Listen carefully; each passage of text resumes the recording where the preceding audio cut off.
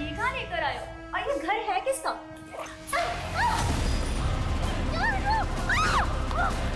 छोड़ो, छोड़ो मुझे।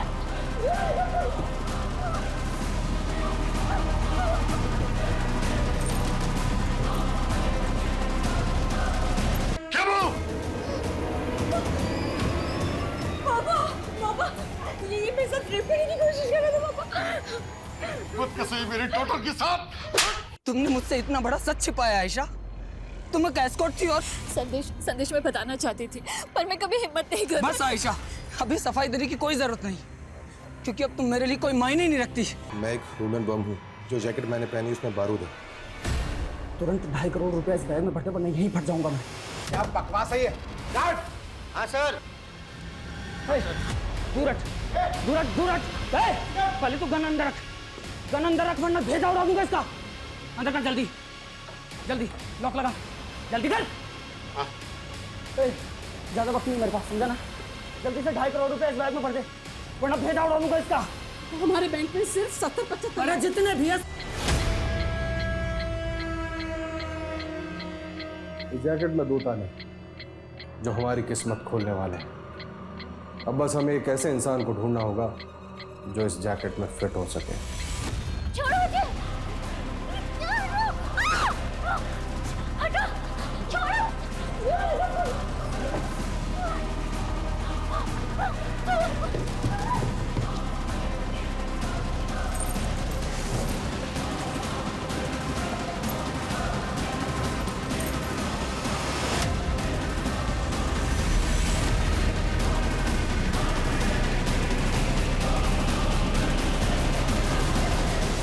नमस्कार, मैं आशुतोष राणा क्राइम पेट्रोल सतर्क की शातिर क्रिमिनल की इस श्रृंखला में आप सभी का हार्दिक स्वागत करता हूं।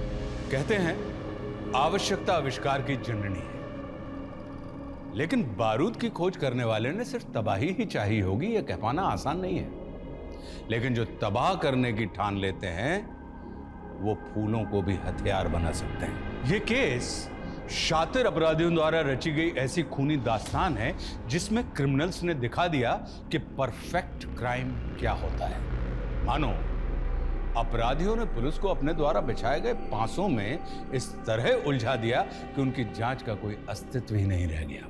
और सब कुछ ऐसे होता रहा जैसे गुनहगार इस गुनाह की पटकथा लिख रहे थे, जिसे उन्होंने जीवंत करके दिखा दिया था। मानो उन नामुमकिन को मुमकिन कर दिया गया। यह गुनाह एक ऐसा खेल था जिसे खेलने वाला हर एक खिलाड़ी धुरंधर था।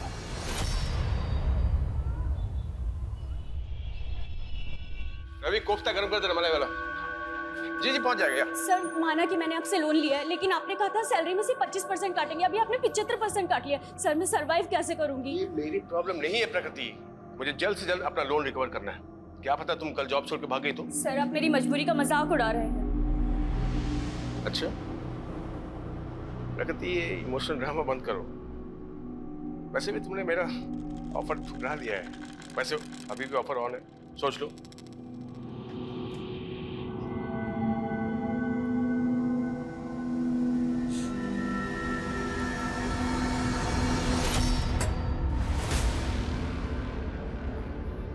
बड़ा खड़ूस है ना वो।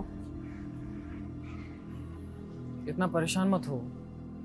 देखो, अगर तुम्हें कुछ पैसों की जरूरत हो तो मैं तुम्हें। तो उनकी तरह तुम भी मेरे साथ सोना चाहते हो क्या प्रकृति, मैं तुम्हें इतना गया गुजरा लगता हूँ क्या?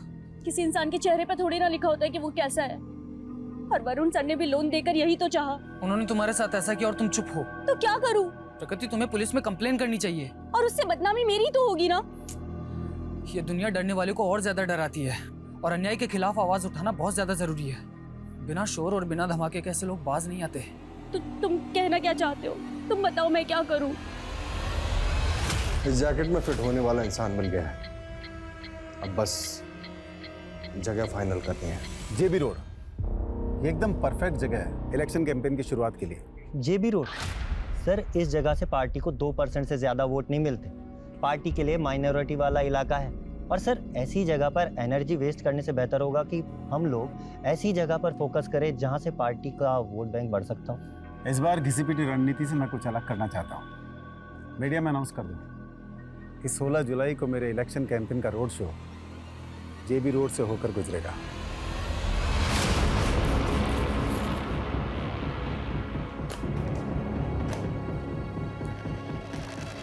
मैंने मेरा काम कर दिया है, अब मैं इंडिया में रुक के और रिस्क लेना नहीं चाहता। 16 जुलाई को 2 बजे मैं इंडिया छोड़ के निकल रहा हूँ।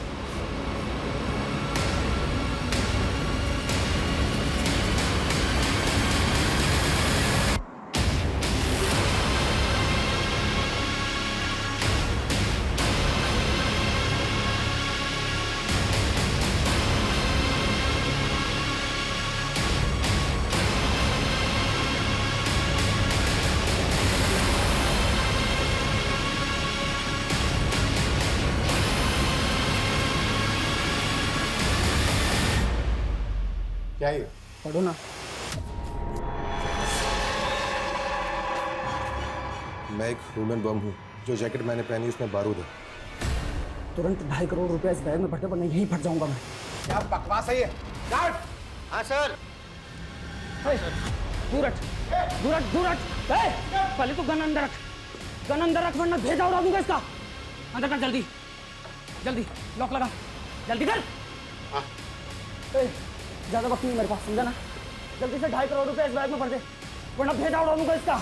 हमारे बैंक में सिर्फ 70-75। अरे जितने भी है सारे इस बैग में ढाल दे, समझी ना? बोल अपने कैसे करोगे? जल्दी कर, पीछे हट, चलो पीछे हट। जल्दी ला, दूर हट। कोई आगे नहीं आएगा। हाँ चल।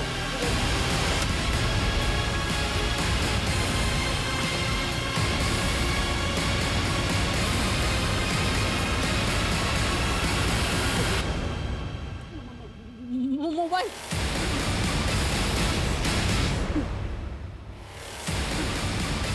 Hello police.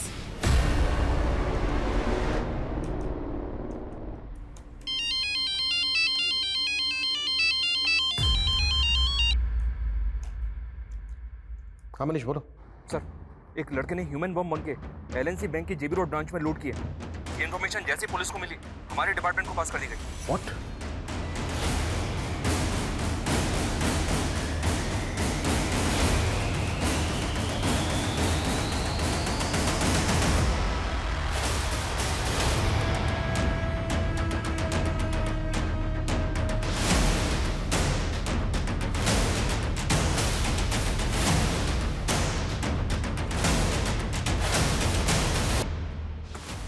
ये 20 मिनट पहले विश्राम चौक की तरफ भागा है।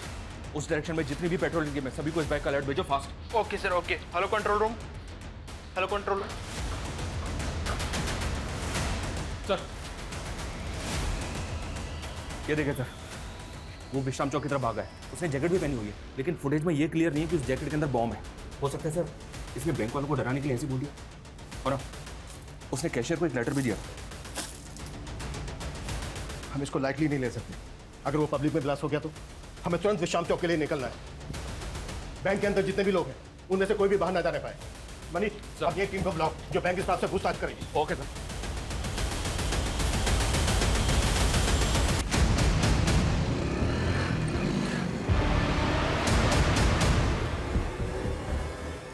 Hello hello control room.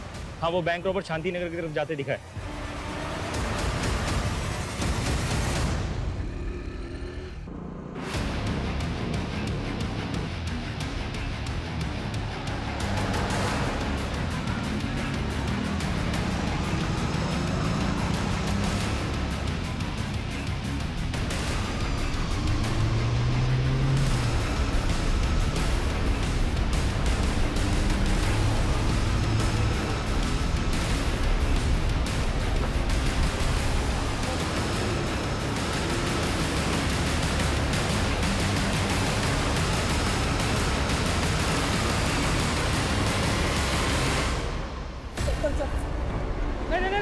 Sir गोली मत चलाना सर, प्लीज सर, गोली मत चलाना सर। क्या करता? सर इसके अंदर प्लीज सर। नहीं सर, इसके अंदर 2 लॉक लगे हैं सर। इसकी चाबी शांति नगर में सर। मैं वही लेने जा रहा था सर। मैं अगर 30 मिनट में चाबी नहीं मिली तो फट जाऊंगा सर मैं, प्लीज सर। बकवास बंद कर। ये अतरंग किसी जैकेट पहन के तू बैंक वालों को बेवकूफ बना सकता है, हमें नहीं। बैंक से जो पैसे लूटे थे कहाँ है वो? मैं लुटेरा नहीं हूँ सर, मैं रेस्टोरेंट में काम करता हूँ सर, मुझे फंसाया गया है सर। सर प्लीज कहानी बनाना बंद कर। सर, प्लीज सर, बात बता दीजिए, हाथ मत लगाइए सर, इसके अंदर वायर ही वायर लगी हुई है सर। सर एक भी वायर हिला तो मैं फट जाऊंगा सर, ये बॉम्ब है सर, प्लीज सर नजदीक मत आइए सर, इसके अंदर 2 वायर लगे हुए सर, अगर कुछ भी हिला तो फट जाऊंगा सर मैं। सर ये बॉम्ब है सर, प्लीज सर। सब पीछे हटो, सुमित सबको पीछे हटो, जल्दी क्विक चलो। ये वाकई में बॉम्ब स्क्वाड को block, turn fast, act fast. Okay sir. और इसे की सारी एक्टिविटी बंद करवाओ, टर्न। Okay sir.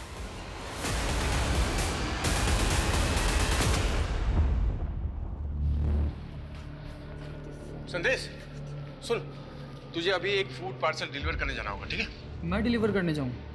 मुझे पता है तू डिलीवरी बॉय नहीं है, लेकिन प्रगति नहीं आई है तो तुझे जाना पड़ेगा ना। लेकिन मैं टाइम वेस्ट मत कर, जेमिनी गार्डन लेके जाना है तुझे, ठीक है? जेमिनी गार्डन में कहाँ पे, एड्रेस अरे क्या है? यही एड्रेस है। तू जब जेमिनी गार्डन पहुंचेगा तो तुझे रेस्टोरेंट के कपड़े में देख के पहचान लेगी। जल्दी कर, ऑर्डर रेडी हो, ठीक है?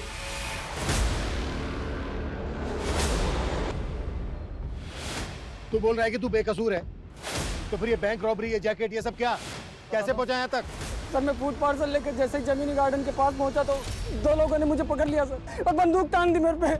ये जैकेट मुझे जबरदस्ती पहना दी सर, और मुझसे बोला गया कि मैं 1.5 करोड़ रुपए लेके आऊँ बैंक से। ये गन भी उन्हीं लोगों ने दिए सर मुझे। नहीं चलिए, ये मेरी नहीं है सर, सर मेरी नहीं है सर। सर मैंने जो कुछ भी किया उन लोगों के कहने पे किया सर, मेरे पास कोई ऑप्शन नहीं था सर। तुझे क्या लग रहा है तेरी इस बकवासी कहानी पे भरोसा कर लेंगे हम? नहीं सर, मैं कोई कहानी नहीं बना रहा हूँ सर, मैं सच कह रहा हूँ सर। सर उन्होंने मुझे कहा था कि विश्राम चौक पे एक ट्रांसफर होगा, उसके बगल में एक क्रॉस का साइन लगा होगा सर, और उसके पीछे एक पत्थर रखा होगा, उस पर भी क्रॉस का साइन होगा, उसके नीचे इसकी चाबी है सर। लेकिन उन लोगों ने मुझे झूठ कहा था सर। मैंने वहाँ जाके देखा तो वहाँ पे कोई चाबी नहीं थी सर। ये चिट्ठी मिली थी सर यहाँ पे। नहीं सर, कुछ खाया नहीं सर इसमें। इस चिट्ठी में लिखा था कि चाबी शांति नगर के पास में एक वाटर कूलर है, पब्लिक वाटर कूलर, उसके बगल में वैसा ही पत्थर है, उसके नीचे इसकी चाबी है। मैं वहीं जा रहा था सर, और मुझे कुछ भी समझ में नहीं आ रहा था सर। और जब मैं वापस पीछे मुड़ के देखा तो वो पैसों का बैग भी गायब था सर। वो लोग कैसे दिखते थे जिन्होंने तुझे ये जैकेट बनाई? उनके चेहरे ढके हुए थे सर। मुझे बस ये नोट मिला विश्राम चौक पर। सर मेरे पास सिर्फ 20 मिनट है सर, मुझे शांति नगर जाने दीजिए वरना ये बॉम्ब फट जाएगा सर, प्लीज सर। मनीष बड़े इसकी कहानी यकीन करने लायक नहीं, लेकिन हम कोई रिस्क नहीं ले सकते। बॉम्ब स्क्वाड बुलवा लिया सर। गुड, तुम एक काम करो, शांति नगर के निकलो और वहाँ पे जाके चेक करो ऐसा कुछ मिलता है क्या जैसा चिट में लिखा है। गो fast. Okay sir. Sumit Sumit, इस एरिया में कोई भी एक्टिविटी नहीं होनी चाहिए, ध्यान रखो। इस आदमी का कहना है कि 20 मिनट में बम फट सकता है, इससे सब दूरी बनाए रखें, कोई भी इसके पास नहीं आने। लेकिन सर 3 बजे यहाँ से पॉलिटिशियन ब्रिज की रैली निकलने वाली कुछ नहीं होगा ऐसा, यहाँ आने वाले सभी रास्ते सील करवाओ। गो फास्ट। Okay sir. मीडिया कहाँ से आ गया? आप सभी देख सकते हैं हम उस जगह पर पहुंच गए हैं जहां वो आदमी है जिसे पुलिस ने चारों तरफ से घेर रखा है। ये वही आदमी है जो LNC बैंक से लूट के भाग गया था और अब ये पकड़ा गया है। अरे छोटू जी क्या नेतागिरी कर रहे हैं? काम करिए, काम करिए। सर आप रेडी नहीं हुए? 15 मिनट में आपको जेबी रोड वाली रैली के लिए निकलना है। कहाँ सोए हो जनक? न्यूज़ नहीं देखी क्या? जेबी रोड पर धमाका होने वाला है। धमाका? हाँ, पुलिस ने रैली कैंसिल कर दी। खैर इससे मुझे बहुत पब्लिसिटी मिलने वाली है। पब्लिसिटी? कैसी पब्लिसिटी सर? अब न्यूज़ बनेगी, राजनेता ब्रिज की रैली में खलल डालने की विरोधियों ने की साजिश। इससे मुझे बहुत माइलेज मिलेगा। क्या ये ह्यूमन बॉम्ब वाकई पॉलिटिशियन ब्रिज की रैली को भंग करने के लिए प्लान किया गया था? आखिर इन्वेस्टिगेटिव टीम कर क्या रही है और बॉम्ब स्क्वाड अभी तक यहाँ पहुंचा क्यों नहीं? हमें हमारे सारे सवालों के जवाब का इंतजार है। सर मीडिया की वजह से यहाँ आने वाले एरिया पे ट्रैफिक लग गया सर, बॉम्ब स्क्वाड टीम वहीं फंस गई है। उनको बोलो कैसे भी करके यहाँ तक पहुंचे, वक्त नहीं है हमारे पास।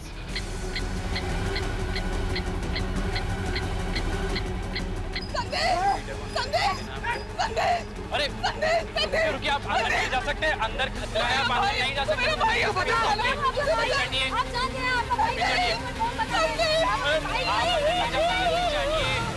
क्या मेरी फ्लाइट कैंसिल हो गई? अगर आज मैं इंडिया से नहीं निकला तो बड़ी मुसीबत हो जाएगी।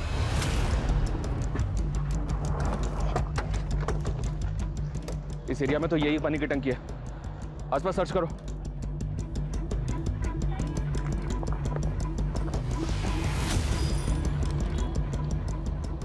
चाबी संतनगर के पब्लिक टॉयलेट के पास वैसे पत्थर के नीचे रखी। मतलब ये आदमी जो कह रहा है बिल्कुल सही कह रहा है, वहाँ पे भी वैसा ही पत्थर मिला है। लेकिन सर उस पत्थर के नीचे चाबी तो नहीं मिली, पर एक नोट मिला है जिस पे लिखा है कि चाबी संतनगर के पब्लिक टॉयलेट के पास एक पत्थर के नीचे रखी है। मैं संतनगर जा रहा हूँ सर, ऑन द वे हूँ। ये ताले चाबी का क्या गेम खेल रहे हैं क्रिमिनल्स?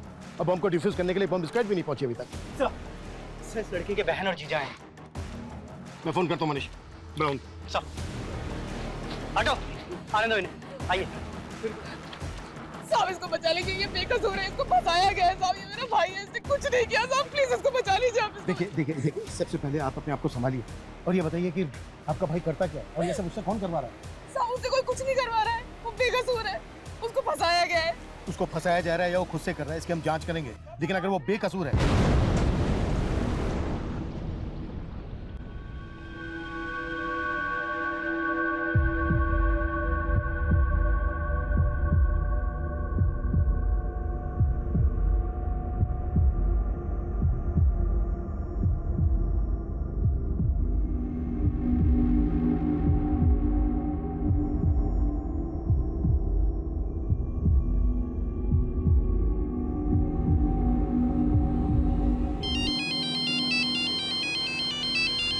हाँ मनीष बोलो।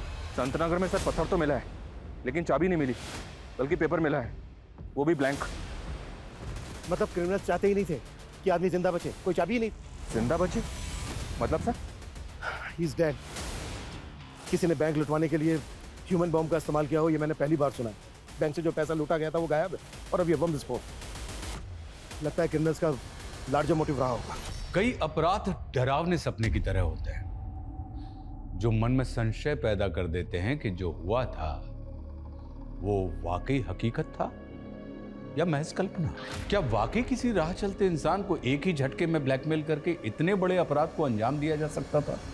लेकिन एक ऐसा इंसान जिसे अपनी मौत साफ साफ दिखाई दे रही थी, वो झूठ क्यों बोलेगा? पुलिस इसी कश्मकश में थी और इस धमाके के साथ एक ऐसे विकराल अपराध का शंखनाद हुआ जिसने किसी को डर से तो किसी को आक्रोश से भर दिया।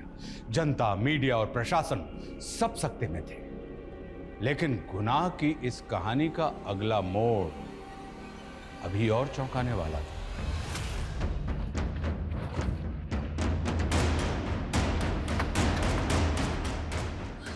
सर हमारी कौन सा वाले गया लॉक खोलिए सर। चलिए चलिए हम चलिए। लोग शरीफ लोग हैं सर, आइए हम लोग कुछ नहीं किया सर। और संदेश जी तो कभी गलत काम किया ही नहीं सर, आप मेरी बात मानिए सर। लॉक खोलिए। मैं लॉक खोलता हूँ सर, लेकिन हमने कभी गलत काम नहीं किया सर। हम खुद ही सदमे में कि संदेश के साथ ये सब। आप हमें हमारा काम करने दीजिए। ये बताइए संदेश का रूम कौन सा है? सर कमरा तो वो ये वाला। हाँ।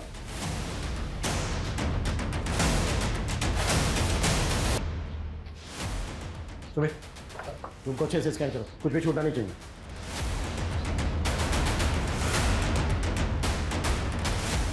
ये संदेश का लैपटॉप है? जी सर। सुमित जब्त करो। सर संदेश ने अपनी जान गंवाई है सर, आप उसी में शक कर रहे हैं। देखिए उसके साथ साजिश हुई है सर। भेजा तो आप ही ने था ना उसको फूड पार्सल लेके? हाँ सर, भेजा तो मैंने ही था क्योंकि फूड पार्सल का ऑर्डर आया था सर मुझे। सर मुझे तो लग रहा है कि उसी की साजिश है जिसने वो पार्सल जेमिनी गार्डन में मंगवाया था। Yes type. मुझे 2 वेज थाली ऑर्डर करनी है, पार्सल जेमिनी गार्डन भिजवा दो। फूड पार्सल की डिलीवरी के लिए उस औरत ने जो जेमिनी गार्डन का एग्जैक्ट एड्रेस दिया होगा वो तो हमें। सर मैं यही तो कहना चाह रहा हूँ सर, उसने कोई एड्रेस दिया ही नहीं था सर। सिर्फ इतना बोली कि डिलीवरी बॉय को जेमिनी गार्डन भेज दूँ और उसे रेस्टोरेंट के कपड़े में पहचान लेगी सर। हाँ सर देखिए उसका फ़ोन भी मैं ट्राई कर रहा हूँ सर, कब से उसका फ़ोन भी बंद आ रहा है सर। सुमित ये नंबर ट्राई करो। हमारी डिलीवरी कल छुट्टी पे थी इसलिए मुझे अपने छाले को भेजना पड़ा सर। कौन डिलीवरी कर? प्रगति सर बिना बोले छुट्टी पे चले गए सर, और उसका 2 दिन से उसका भी फ़ोन बंद आ रहा है सर।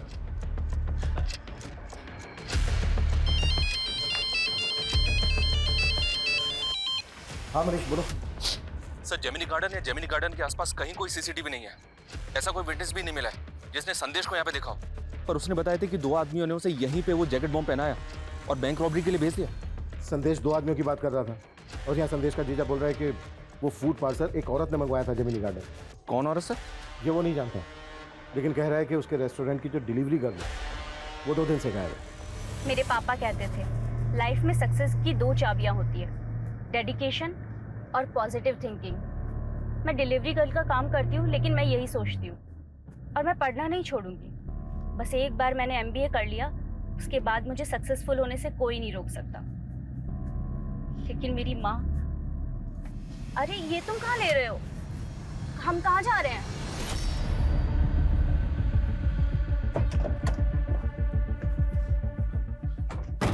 सर, ये प्रकृति का घर है।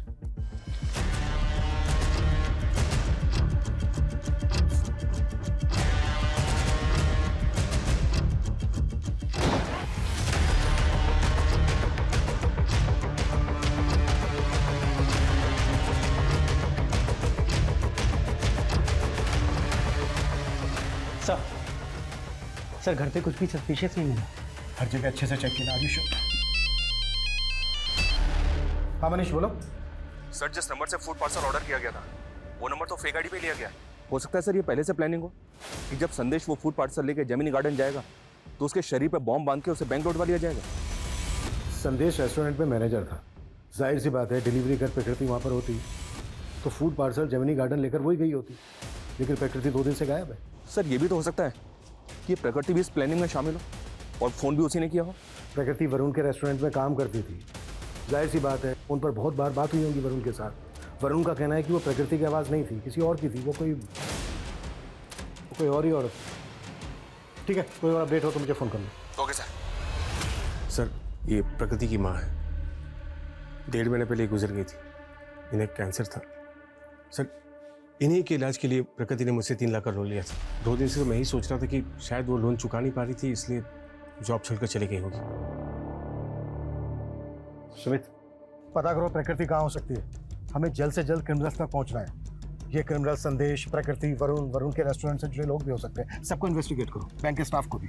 हो सकता है बैंक का स्टाफ भी इन लोगों से मिला हुआ हो। सब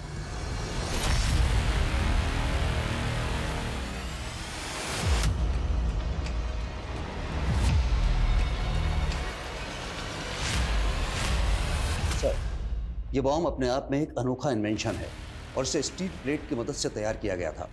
और सर ये स्टील प्लेट, ये जैकेट में सर इस तरीके से लगाया गया था कि आदमी किसी भी तरीके से ना बच सके। और ये माइनिंग ब्लास्ट में भी बारूद की तरह इस्तेमाल किया जाता है। इसमें टाइमर की पावर और स्पार्क जनरेट करने के लिए किचन लाइटर्स की बैटरी का इस्तेमाल किया गया है। और सर आई एम 100% श्योर कि this is purely home made.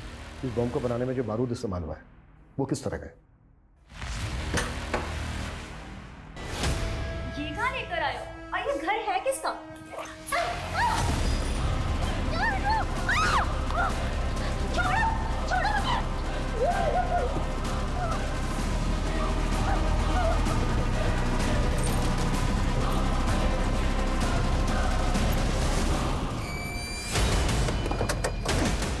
और सर इस तरह के बारूद का इस्तेमाल तो टेरर ग्रुप्स ही करते हैं।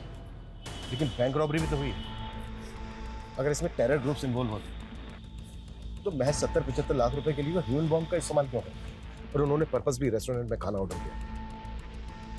ये खेल जैसा दिख रहा है ना, वैसा है नहीं। एक काम करो मनीष, सर हमें कैसे भी करके पता लगाना है कि ब्रिज जी, 16 जुलाई को JB रोड पे आप रैली करने वाले थे। उस जगह पर हुए बम ब्लास्ट के बारे में आप कुछ कहना चाहेंगे? ये मेरे विरोधियों की साजिश है। वो नहीं चाहते कि हम जनता के बीच जाएं, उनके लिए काम करें, पर ये पब्लिक है, सब जानती है। लेकिन उस आदमी का क्या, जिसे जैकेट बम पहनाया गया, उसने बैंक से लाखों रुपए लूटे हैं, तो आपके विरोधी भी ऐसे ही बैंक में रॉबरी करवाएंगे? देखिए ये बैंक रॉबरी धमाके के असल मकसद को छुपाने के उद्देश्य से की गई है। आप ही सोचिए, यदि ये धमाका रैली के दौरान होता तो सैकड़ों लोगों की जाने जाती, पर ATT की सूझबूझ ने इसे निष्फल कर दिया। लेकिन वो आदमी तो मारा गया और वो बार बार खुद को बेगुनाह बता रहा था। देखिए उसने क्या कहा मुझे नहीं पता, पर मैं साफ कहता हूं कि ये मेरे विरोधियों की साजिश है।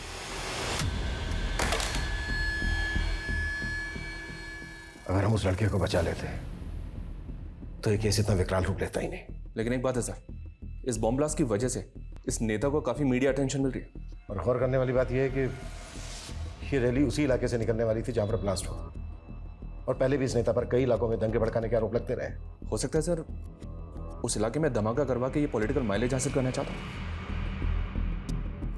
वैसे तो थ्योरी दूर की है, पर कई केस ऐसे अजीबोगरीब होते भी हैं।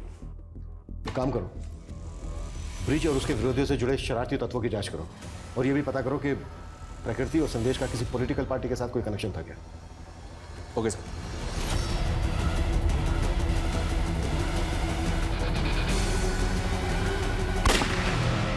सर संदेश के लैपटॉप में कुछ सस्पिशियस नहीं मिला। प्रकृति की कोई लीड? सर प्रकृति का फ़ोन 14 जुलाई को हबीबगंज में ही बंद हुआ था। सर हम लोग वहाँ पे इंक्वायरी कर रहे हैं। प्रकृति और संदेश के सीडीआर में कुछ सस्पिशियस मिला?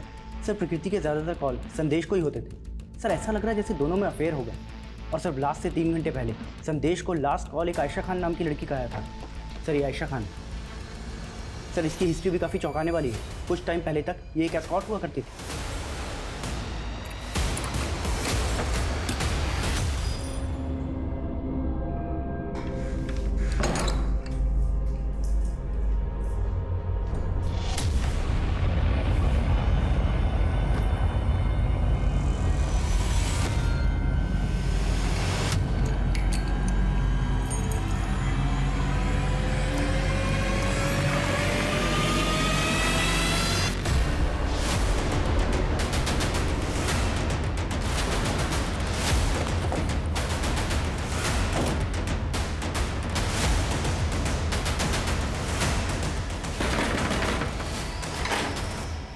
अंदर सर्च करो अच्छे से, कुछ भी छूटा नहीं चाहिए। क्या हुआ सर?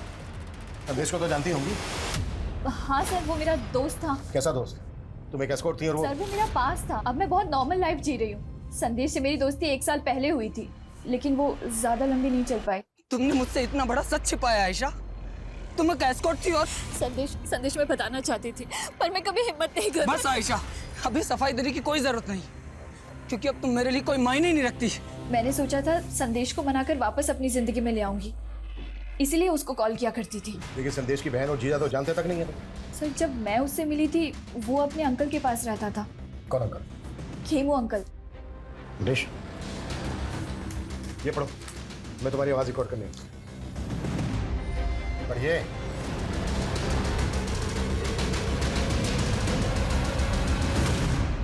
मैं तो 15 दिन से इंदौर में ही था सर। आज ही लौटा तो देखा कि यहाँ ये लाश किसी ने छुपा रखी है। जानते हैं कौन है ये लड़की? नहीं सर, मैं बिल्कुल नहीं जानता। आपके कहने का मतलब है जब आप यहाँ पर नहीं थे, कोई घर का ताला खोलकर अंदर आया, इस डीप फ्रीजर का ताला खोला, बॉडी को इसके अंदर डाला, लॉक किया और दरवाजे को लॉक करके चला गया। ऐसे लगता है सर, मुझे नहीं मालूम। ऐसे डीप फ्रीजर तो अक्सर स्टोर्स में होते हैं। आपके घर में क्या कर रहा है? नहीं, मेरा पहले आइसक्रीम स्टोर था ना सर, वो स्टोर बंद कर दिया मैंने, तो फिर डीप फ्रीजर यहाँ ला कर रखा। पूरे घर को अच्छी तरीके से सर्च करो और बॉडी को पोस्टमार्टम के लिए भेजो। 2 वेज थाली चाहिए मुझे, बिना प्याज लहसुन वाली। ये आयशा की आवाज है, जिस औरत ने 16 तारीख को फूड ऑर्डर किया था। क्या उसकी आवाज भी ऐसी थी? मेरा मतलब सेम है? कह नहीं सकता सर कि ये आवाज वैसी है या नहीं। अच्छा, ये खेमू अंकल कौन है? खेमू अंकल? संदेश जब होटल मैनेजमेंट कर रहा था तो वो खेमू अंकल के यहीं पीजी रहता था। ठीक है, आप एड्रेस दीजिए।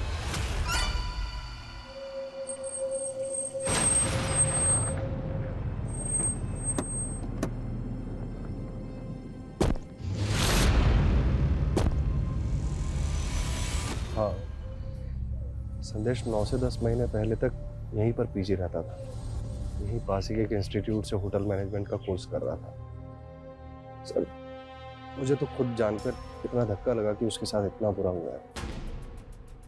हम आपसे ये जानना चाहते हैं, जिस दौरान संदेश आपके यहाँ रह रहा था, उसका किन किन लोगों से मिलना जुलना होता था? कौन कौन लोग आते थे उससे मिलने? आयशा के अलावा यहाँ पर उससे मिलने के लिए और कोई नहीं आता था। Thank you.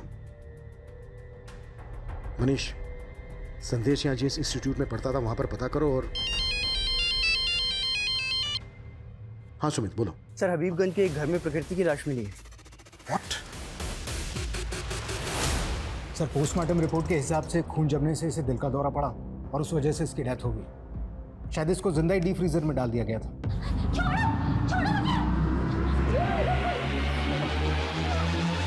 पोस्टमार्टम रिपोर्ट के हिसाब से इसकी मौत कब हुई होगी? सर 14 जुलाई की शाम। 14 जुलाई की शाम, और ब्लास्ट हुआ था 16 जुलाई को।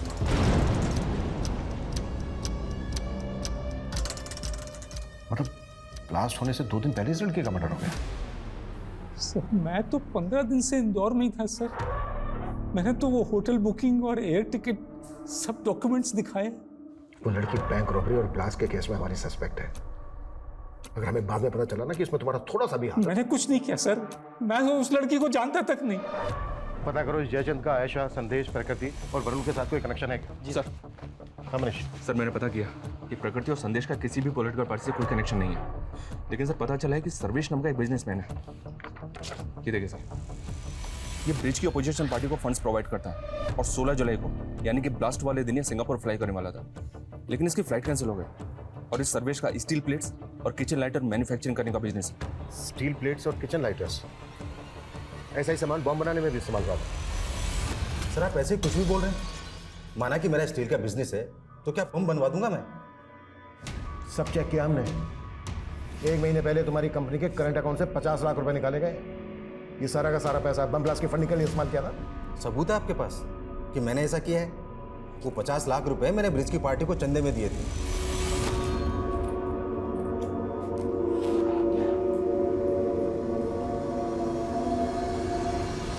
तुम तो हमेशा ब्रिज की विरोधी पार्टी को चंदा देते आए हो, तो ब्रिज? सर इस बार मैंने पार्टी बदल ली थी और मैं ब्रिज को फंड करके उसे जितवाना चाहता था, और इससे विरोधी पार्टी वाले चिढ़ गए। उनसे मुझे मेरी जान का खतरा था, इसलिए मैं इलेक्शन होने तक इंडिया छोड़कर बाहर जाना चाह रहा था और 16 जुलाई को मैं सिंगापुर जा रहा था। झूठ बोल रहा है सर्वेश, उसने कभी मेरी पार्टी को फंड किया ही नहीं। और वैसे भी हम चंदा कैश में नहीं लेते। कहीं ऐसा तो नहीं है नेताजी कि आप इसी वजह से मानने से इनकार कर रहे हैं? क्योंकि आप अच्छी तरह से जानते हैं चंदा कैश में लेने की बात निकली तो इंक्वायरी बैठ सकती है आप पर। मैं किसी इंक्वायरी से नहीं डरता, जा सकते हैं आप। ठीक है नेताजी। हाँ मनीष। सर वो खेमू अचानक से गायब हो गया, उसका फोन भी बंद आ रहा है। व्हाट?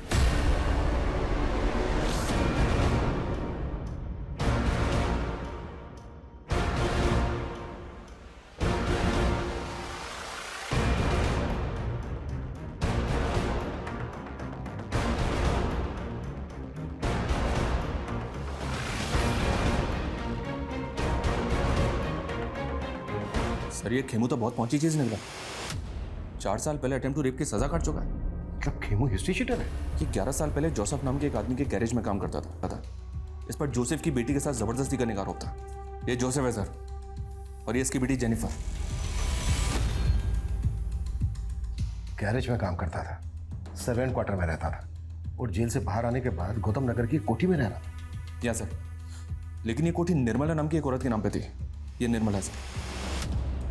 हालांकि इसने जेल से बाहर आने के बाद निर्मला से शादी की थी, लेकिन अभी निर्मला भी गायब है। उस रेस्टोरेंट में खाने का ऑर्डर एक औरत ने दिया था। मुझे 2 वेज थाली ऑर्डर करनी है, पार्सल जेमिनी गार्डन भिजवा दो। कहीं ऐसा तो नहीं है कि वो खाने का ऑर्डर निर्मला नहीं दिया था? हो सकता है सर, मैं निर्मला और खेमू दोनों का पता लगवा रहा हूँ। और मुझे लगता है हमें जोसेफ और उसकी बेटी जेनिफर से भी मिलना चाहिए। हो सकता है इन दोनों के पास खेमू से जुड़ी कोई इन्फॉर्मेशन।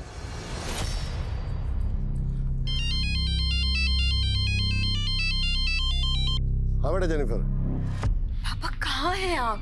हाँ, आपको पता है ना आपकी जान को खतरा है, फिर आप ऐसे बिना बताए कहाँ चले गए? टेंशन मत ले बेटा, आज उसके थोड़ा वॉक करते करते लंबे रूट पे आ गया था, लेकिन डोंट वरी, जल्दी घर आ जाऊंगा। ठीक है, बस जल्दी घर आइए और प्लीज संभल के आइएगा।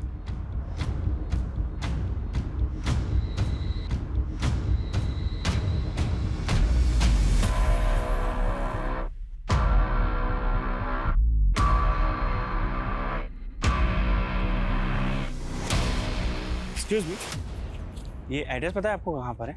मैं यहाँ का नहीं हूँ, अब किसी और से पूछूँ ना। मैं अपने डार्क पास्ट के बारे में बात नहीं करना चाहती। Jennifer, what happened? Mister Joseph. या? देखिए, हम आपके पुराने एम्प्लॉय खेमू को तलाश कर रहे हैं। हमें डाउट है कि जेबी रोड पर जो बैंक रॉबरी हुई थी, ब्लास्ट हुआ था, उसमें वो इन्वॉल्व है। हमें पता चला कि वो पहले आपके यहाँ सर्वेंट क्वार्टर में रहता था। हम बस आपसे ये जानना चाहते हैं कि आप उससे कैसे मिले, मतलब कैसे जानते हैं आप उसको? सर वो हमेशा कहता था मैं यूपी से हूँ, लेकिन मुझे ऐसा नहीं लगता था, मुझे लगता वो नेपाली है। वो अनाथ था सर। जब वो 14 ईयर्स का था तब मैंने उसको काम पे दिया। मैंने उसको अपने सन की जैसे पाला, लेकिन मुझे क्या पता था वो मेरी डॉटर के साथ ही। मिस्टर जोसेफ, फिलहाल वो एक कोठी में रह रहा था जो गौतम नगर में है, और वो कोठी एक निर्मला नाम की औरत के नाम पर है। ये है वो निर्मला। आप लोग जानते हैं इसको? मैं ऐसी किसी औरत को नहीं जानता। धमाके में मारा गया संदेश और जयचंद के घर मिली प्रकृति की लाश, इन दोनों विक्टिम के वर्तमान और अतीत का पता करने के अलावा पुलिस रेस्टोरेंट के मालिक वरुण, संदेश की दोस्त आयशा, राजनेता ब्रिज, बिजनेसमैन सर्वेश और जयचंद के बाद अब खेमचंद उर्फ खेमू का इतिहास जानने के लिए इतनी इच्छुक क्यों थी? क्या खेमू के गायब होने की कहानी इस केस को लीड दे सकती थी, या पुलिस इस दिशा में जाकर वक्त जाया कर रही थी? बहुत तलाश करने के बाद भी खेमू का कोई लीड नहीं था और इस क्राइम से जुड़े हुए हर स्थान का डंप डाटा निकालने के बाद भी पुलिस गुनाह के असल मकसद से भी बेखबर थी और असली गुनहगार से भी। लेकिन गुनहगार चुप नहीं बैठा था, वो एक और चौंकाने वाली योजना को अंजाम पहुंचाने वाला था। सर, इन चिट्स की हैंडराइटिंग हमारे किसी भी सस्पेक्ट से मैच नहीं होती। और सर, ये निर्मला और खेमू, ये दोनों भी कहाँ हैं पता ही नहीं चल रहा। सर क्या तो? हाँ मनीष। सर, हबीबगंज थाने में एक अज्ञात औरत ने पीसीओ से फोन करके टिप दी है कि कल एक और ब्लास्ट होगा। उसने ये नहीं बताया कि ब्लास्ट कहाँ पे होगा और उसका नाम क्या है, और पीसीओ से उस औरत के बारे में कुछ पता नहीं चल रहा। कल 23 जुलाई है और कल जंगपुरा में ब्रिज की रैली भी है। कहीं ऐसा तो नहीं है कि पिछली बार की तरह इस बार भी? लेकिन सर, पिछली बार एक औरत ने रेस्टोरेंट में फोन पे फूड ऑर्डर करके कांड किया था। इस बार ये औरत कौन है जिसने पुलिस को अलर्ट करने के लिए फोन किया? अगर हमने अलर्ट जारी किया तो क्रिमिनल अलर्ट हो जाएगा। उस फोन कॉल की रिकॉर्डिंग मंगवाओ। क्या सर? लेकिन सर, हमें अलर्ट तो करना चाहिए और इस रैली को भी कैंसिल करना होगा। अगर हम क्रिमिनल्स को रंगे हाथों पकड़ने का रिस्क लेंगे तो डेंजरस हो सकता है।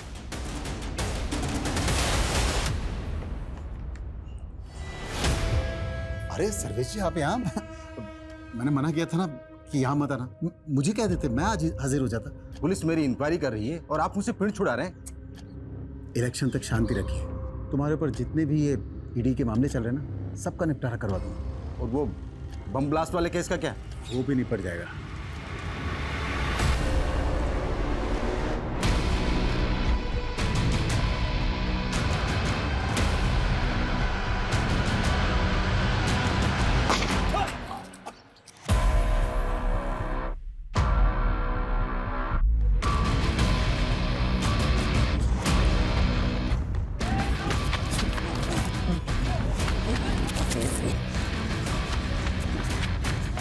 सर, चारों तरफ अलर्ट तो है, लेकिन फिलहाल कोई अपडेट नहीं मिला।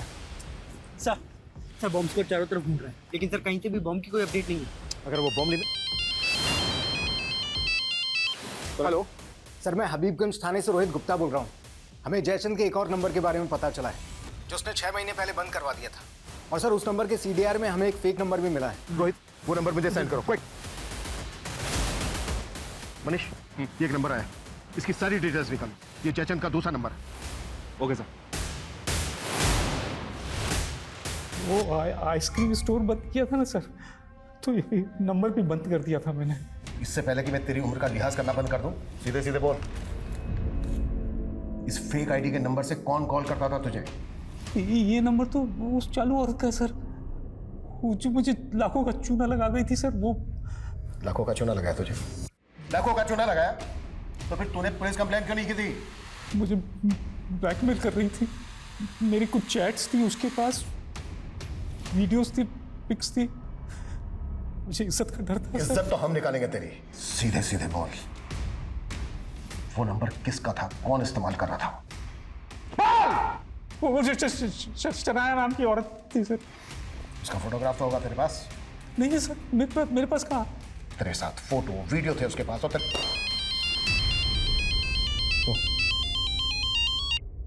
हाँ मनीष बोलो। सर, फिलहाल ब्लास्ट की तो कोई अपडेट नहीं है, लेकिन एक बात है सर, आज सुबह खेमू के मालिक जोसेफ का मर्डर हुआ है।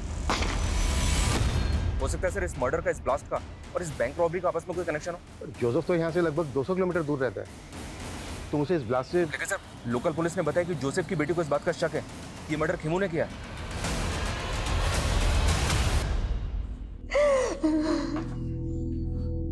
जेनिफर, एक प्रॉब्लम हो गई। तो जोसेफ का जहाँ पे मर्डर हुआ वहाँ से लोकल पुलिस को ये अजीब सा वेपन मिला है। मर्डर इसी से हुआ है। ये कैन पिस्टल तो जैकेट बॉम्ब से भी अनोखी है, और अगर खेमू ने मर्डर किया है तो उसके पास ऐसा वेपन आया कहाँ से? पर क्रिमिनल क्राइम सीन पर वेपन छोड़ के क्यों भागा? वो भी ऐसा वेपन?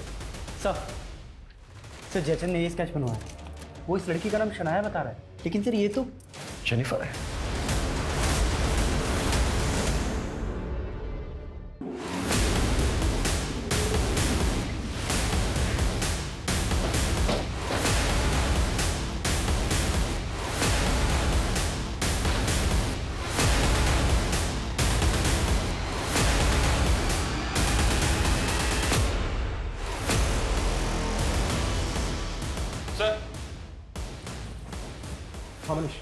ये देखिए सर, यहाँ भी कबर्ड खुला हुआ है और बाहर भी सामान बिखरा हुआ है। लगता है जेनिफर यहाँ लूट की जगह देकर भाग गई ताकि हमको लगे कि उसको किसी ने गायब किया है।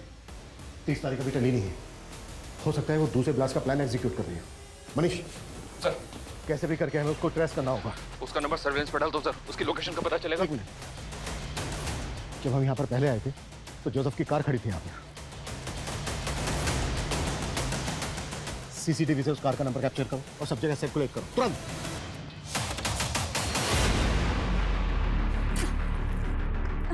जल्दी कर जल्दी कर।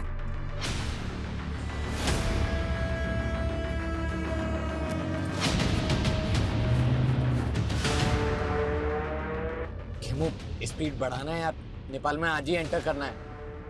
तुम लोगों ने जोसेफ को मार के ये सोचा ना, मुझे भी मार दिया और सारा इल्जाम मेरे पर डाल दिया। नो खेमू, ये सब तो सिर्फ पुलिस की थियरी है, हम तुझे क्यों मारेंगे? वैसे तो तू भरोसे करने के लायक नहीं है। 11 साल पहले तूने मुझे प्यार करके धोखा ही दिया था, याद है ना तुझे?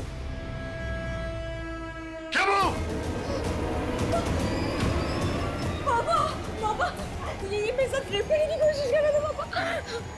खुद कसम मेरे टोटल के साथ। वो कमरा छोटी थी, डर गई थी, पर जब तू बाहर निकला तो तेरे से मिलने आई ना मैं। वो तो इसीलिए कि तुझे तेरे बाप को मरवाना था मुझसे, और ये तेरा खेल। देख खेमू, गलतफहमी मत बढ़ाए यार, स्पीड बढ़ा ले, नेपाल पहुंचना है आज ही। ठीक है, तो अब नेपाल पहुंच के हिसाब चुकता होगा। सर, वो गाड़ी मिल गई है। वो कार डंप करके दूसरा व्हीकल लेके भागे होंगे। वहां से सभी डायरेक्शन में अच्छे से सर्च करो। जी सर। Fast fast.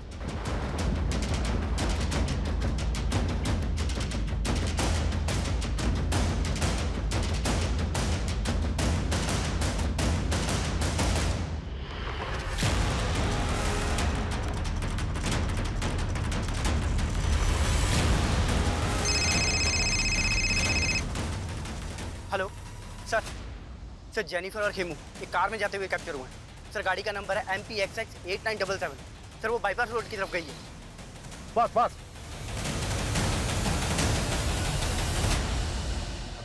खेमू, गाड़ी साइड में लगा लेना यार, वो टॉयलेट लगा है।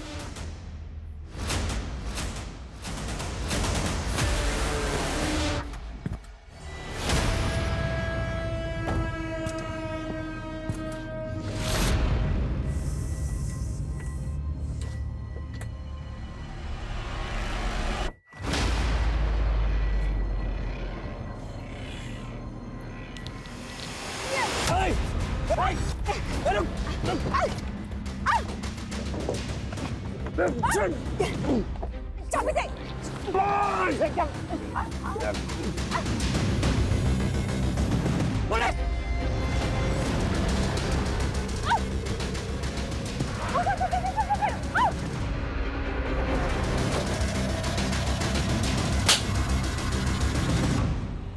चलो को गाड़ी।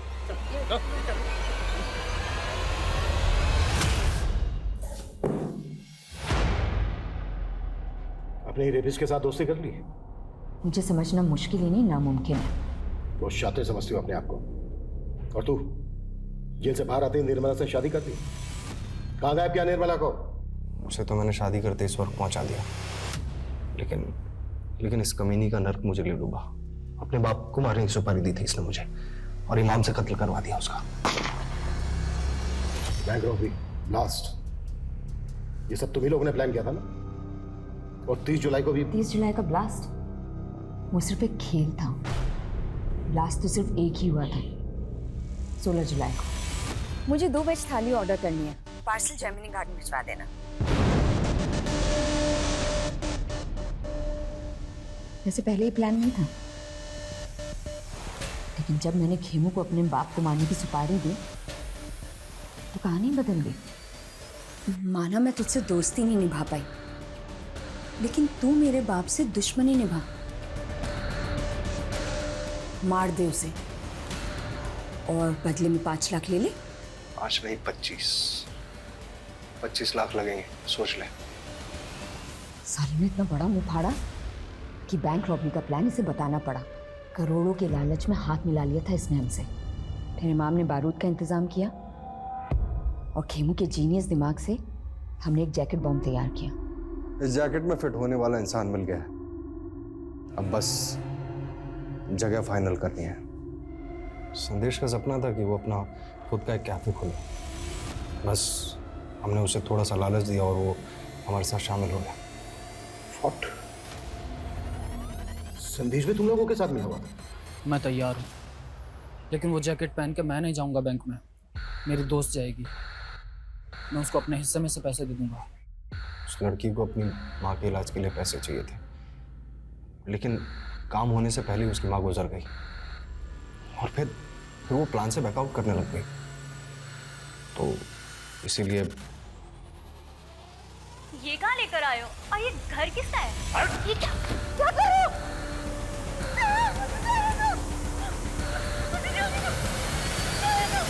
उस लड़की को जयचंद के घर में क्यों मारा? क्योंकि मेरा खड़ूस बाप मुझे पैसे नहीं देता था, इसलिए जयचंद को पहले हनी ट्रैप किया। मुझे पता था कि वो ज़्यादातर घर से बाहर ही रहता है। इनफैक्ट हमने बॉम्ब बनाने के लिए भी उसका घर इस्तेमाल किया था। फिर लगा कि उस लड़की को भी वहीं खत्म कर देता है। और संदेश, उसको भी मारने का प्लान पहले से तय था? प्रकृति के बाद उसे ही वो जैकेट पहनकर बैंक में जाना था और उसे ये मालूम था कि अगर वो मना करेगा तो हम लोग उसे मार देंगे। हम लोगों ने उसे कन्विंस किया। उसे कहा कि उस जैकेट में बारूद ज़रूर होगा लेकिन वो फटेगा नहीं। अब तुझे खुद ही पुलिस के रडार में आना है और उन्हें पत्थर और चिट वाली कहानी सुनानी है। 3 अलग अलग लोकेशन पर अलग अलग पत्थर और अलग अलग चिट मिलेंगे, जिससे उन्हें यकीन हो जाएगा कि तुझे फंसाएगा। पक्का ना? और तुम लोगों ने उसको डिच किया, लेकिन 16 जुलाई को ब्लास्ट के लिए वही जगह क्यों चुनी जहाँ से नेता ब्रिज की रैली निकलने वाली है? ताकि आपको ये सब पॉलिटिकल लगे। लेकिन जैसे ही आप खेमू तक पहुंचे, हमें लगा कि ये सब रिस्की हो सकता है, इसीलिए पीसीओ से आपको फ़ोन किया और आपके दिमाग में कीड़ा डाला ताकि लगे कि ये सब पॉलिटिकल है। और फिर अपने बाप को मार के, खेमू को मार के गायब करने का प्लान था। मुझे कहीं भागना नहीं पड़ता। सोचा था अपने बाप की प्रॉपर्टी पे जिंदगी भर ऐश करूंगी, लेकिन इस इमाम ने मेरा पूरा प्लान बर्बाद कर दिया। पैसों का लालच और हत्या की मंशा, और इस गलत मंशा ने ऐसे बहुमुखी अपराधों का रूप ले लिया जिसका पैमाना इस दशक में हुए कई अपराधों से कहीं बहुत बड़ा था। लेकिन इस गुनाह ने तब दस्तक दी थी जब जोसेफ को मारने का पहला प्रयास निष्फल हुआ था। इस अपराध ने तब भी दस्तक दी थी जब जयचंद शनाया उर्फ जेनिफर के छलावे का शिकार हुआ था। लेकिन ना जयचंद ने पुलिस कंप्लेंट की और ना ही जोसेफ अपनी ही बेटी की खुराफाती सोच को समझ पाया। दस्तक वो भी थी जब रेस्टोरेंट के मालिक वरुण को की गई एक अज्ञात कॉल से इस गुनाह को अगले पायदान तक पहुंचाया गया। लेकिन हर मोड़ पर यह दस्तक नजरअंदाज होती रही और वो अपराध जिसे शायद समय रहते रोका जा सकता था, वो एक बड़ी तबाही का कारण बन गया। जेनिफर, खेमू और इमाम भले ही इस गुनाह के सबसे बड़े चेहरे हैं, लेकिन संदेश और प्रकृति शायद उस लालच से पीड़ित हैं जो लालच अक्सर इंसान का विवेक हर लेता है। संत कबीरदास जी ने कहा है कि माखी गुड़ में गड़ी रहे, पंख रही लपटाए, और तारी पीटे सिर धुने, लालच बुरी बलाए।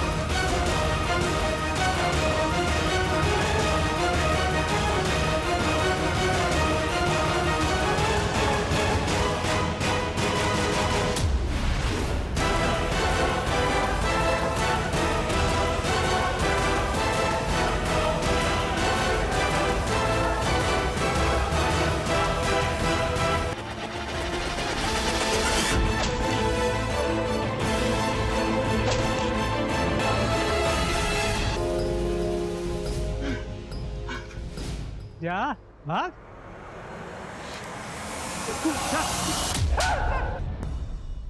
थोड़ा पेशेंस रखिए भाभी, सब ठीक हो जाएगा। ऐसे गुस्सा करोगे तो आप खुद का ही नुकसान करोगी भाभी।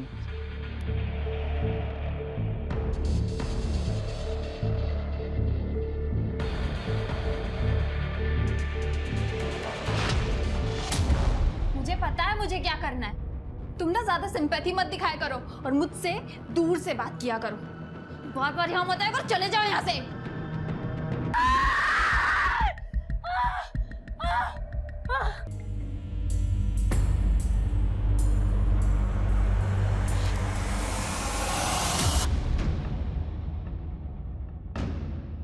देखिए मिस्टर रजत, मैं आपकी कंडीशन को देख के ही आपको एडवाइस कर रहा हूँ।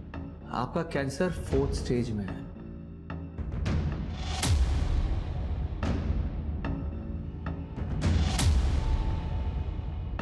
आप कितना भी केमोथेरेपी और रेडिएशन ले लें, लेकिन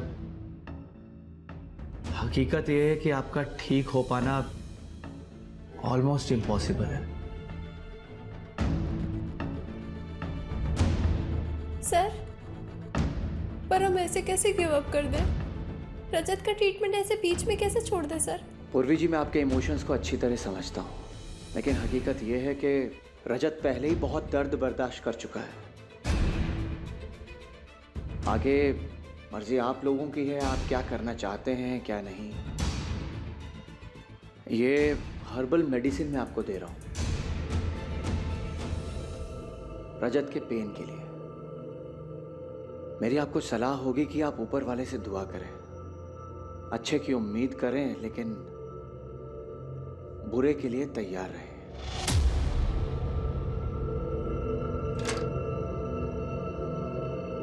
बकवास कर रहा है ये doctor. I can't leave you hanging. कोई बकवास नहीं कर रहे हैं डॉक्टर। तुम्हें भी पता है पूर्वी कि मैं बचने वाला नहीं हूँ, फिर क्यों मेरे साथ तुम भी सफर करना चाहती हो? मुझे तुम्हारे लिए 100 गुना भी सफर करना पड़े ना तो भी मैं करूंगी। बच्चे कुछ पैसे तो क्या घर पे बेचना पड़े तो वो भी बेच दूंगी, पर मैं तुम्हें ऐसे अकेला नहीं छोड़ सकती रजत। तुम मेरे साथ नहीं रहना चाहते क्या?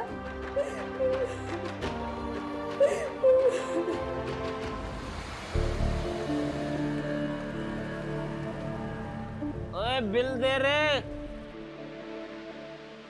लो भाई जी। 650। भांग खाए हो कि लूट मची है? लूट लो।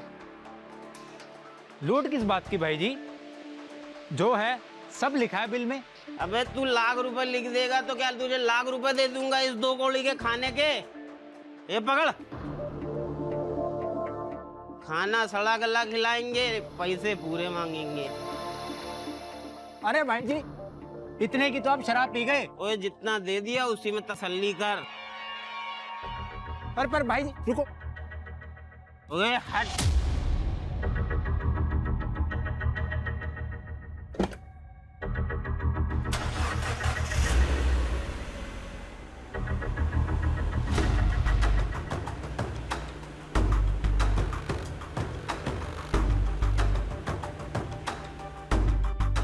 कहाँ जाना है?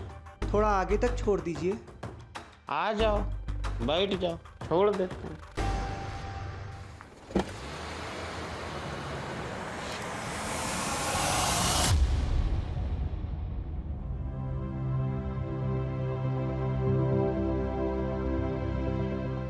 ऑफ कोर्स रजत का इलाज हो सकता है। रजत को 4th नहीं 3rd स्टेज का कैंसर। विटामिन ट्रीटमेंट के बाद हम लोग कीमो स्टार्ट करेंगे। हाँ, बट आप लोगों को थोड़ा पेशेंस रखना पड़ेगा। हम रखेंगे सर, आप जैसे कहेंगे ना हम वैसे करेंगे। गुड।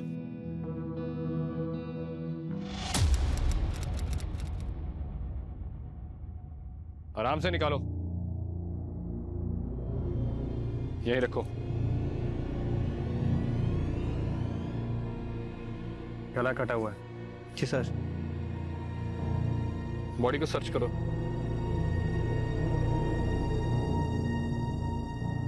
सर कोई मोबाइल या पर्स और ना ही कोई आईडी कार्ड। लगता है लुढ़के से फेंक दिया यहाँ। बॉडी को पोस्टमार्टम के लिए भेजो और इसकी फोटो क्लिक करो और आसपास के एरिया में लोगों को दिखाओ।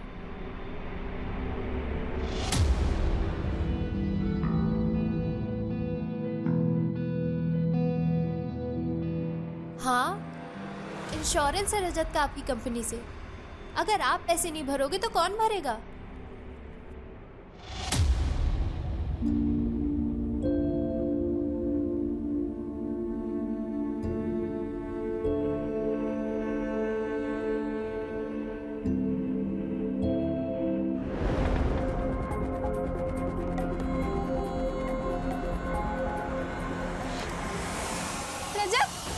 क्या हुआ रजत को?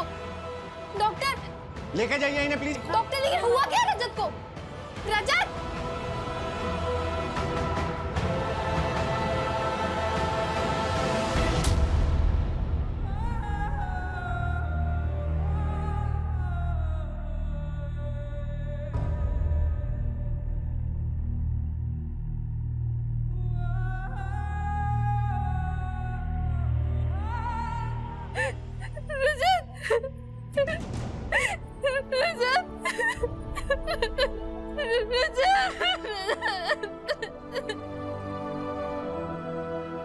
रजत को क्या हुआ? आपने तो कहा था कि वो ठीक हो जाएगा। सब कुछ ठीक था।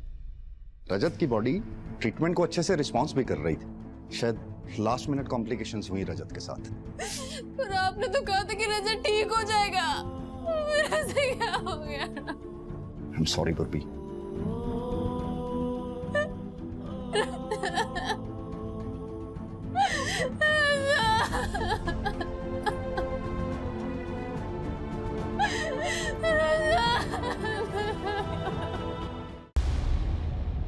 हाँ सर, मैं पहचानता हूँ इसको। टेम्पो ड्राइवर है ये, इसी रूट पर चलता था, अक्सर आता था मेरे ढाबे पर। लाश मिली है इसकी 2 दिन पहले, यहाँ से 3 किलोमीटर दूर हाईवे पर। लाश?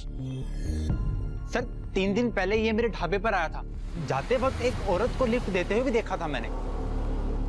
जरूर इसी ने कुछ किया होगा उस औरत के साथ भी, तभी उसने इसे मार दिया होगा। नाम पता जानते हो इसका? सर नाम पता तो नहीं मालूम, पर हाँ पहले ही अपना मोबाइल ढाबे पर ही भूल गया था। एक मिनट सर, ये लो सर, शायद इससे कुछ आपको पता चल जाए। ठीक है।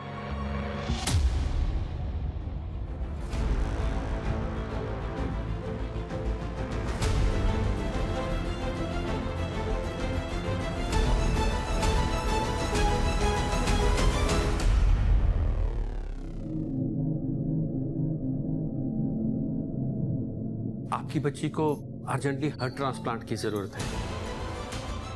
टाइम बहुत कम है उसके पास।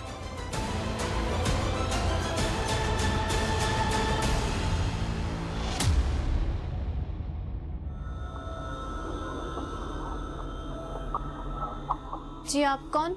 मेरी बेटी पीहू इस हॉस्पिटल में एडमिट है और आपके पिताजी की वजह से उसकी जान बचाई जा सकती है।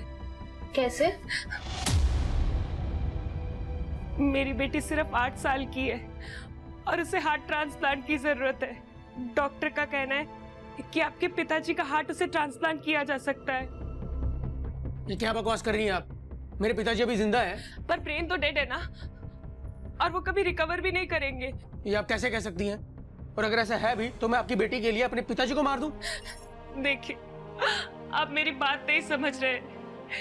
आपके पिताजी ने तो पूरी जिंदगी जी ली, पर मेरी बेटी पीहू, वो तो सिर्फ 8 साल की है। उसके सामने उसकी पूरी जिंदगी पड़ी है। आपके पिताजी की मौत मेरी बेटी को जिंदगी दे सकती है। अरे कौन है ये औरत? भाई साहब, कौन है ये? आप कोई है यहाँ पे? बाहर निकलो इसे। मेरी कोई है यहाँ पे? जिंदगी आपके हाथ में, प्लीज उसे बचा लीजिए प्लीज। भाई साहब प्लीज, वो सिर्फ 8 साल की है, आप थोड़ा तो समझिए। उसकी पूरी जिंदगी पड़ी है। भाई साहब प्लीज मेरी बात सुनिए, प्लीज बात सुनिए। अब अंदर मत जाना।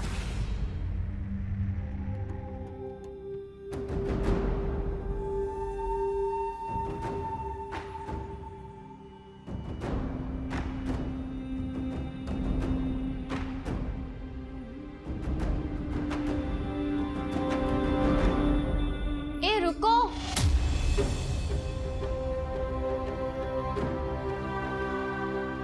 मैं आपकी हेल्प कर सकती हूँ अपने पति को मनाने में। बहन जी आपका बहुत बहुत एहसान होगा, आप प्लीज हार्ट। अरे मेरी बात तो सुनिए पूरी, एहसान की कोई बात नहीं है। आप पापा जी के हार्ट के बदले हमें सिर्फ 5 लाख रुपए दे दीजिएगा। 5 लाख? पर बहन जी इतने पैसे तो मेरे पास नहीं है, सारे पैसे पहले ही पीहू के इलाज में खर्च हो चुके हैं, मैं इतने पैसे कहाँ से लाऊंगी? तो फिर रहने दो, बिना कुछ मिले मैं कैसे समझा पाऊंगी अपने पति को? नहीं नहीं सुनिए, मैं कुछ करती हूँ, मैंने अपने पति से बात करती हूँ, मुझे हार्ट चाहिए। ठीक है।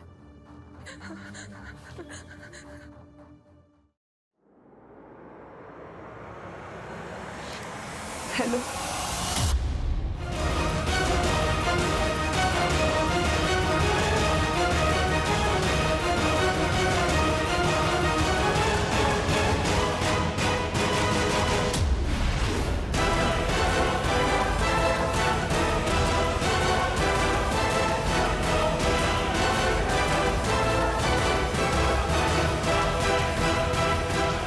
सर, इन 8 मर्डर्स में एक बात कॉमन है, जब जब ये मर्डर हुए हैं एरिया के लोगों ने लाल सलवार सूट पहने एक औरत को देखा है गाड़ियों से लिफ्ट मांगते हुए। क्लियरली एक सीरियल किलर का काम है राजेश, वो भी एक औरत। हमें सीरियल किलर मैपर की ज़रूरत पड़ेगी किलर की प्रोफाइलिंग करने के लिए। अरेंज करो। सर, इन सारे मर्डर्स में किलर का मोडस ऑपरेंडी बिल्कुल सेम है, लेकिन इस सीरियल किलर ने सिर्फ 8 ही मर्डर किए हैं, इस बात में थोड़ा डाउट है। कैसा डाउट? सर ये देखिए, ये उन सारे मर्डर्स में से किया गया सबसे पहला मर्डर है और ये सबसे आखिरी। सर लेकिन दोनों ही मर्डर्स के मोडस ऑपरेंडी में कोई डिफरेंस नहीं है, बल्कि इस तरह की किलिंग्स में परफेक्शन आते आते आता है। और इन सारे मर्डर्स में परफेक्ट सिमिलरिटी देख के तो ये कह सकता हूं कि इतने मर्डर्स में इतनी सिमिलरिटी बिना प्रैक्टिस के पॉसिबल ही नहीं। मतलब तुम कहना चाहते हो कि इस सीरियल किलर ने इन मर्डर्स से पहले और भी मर्डर्स किए? जी सर। और सर आपका ये अंदाजा भी बिल्कुल सही है कि विक्टिम के गर्दन को गाड़ी में पीछे से बैठ के काटा गया।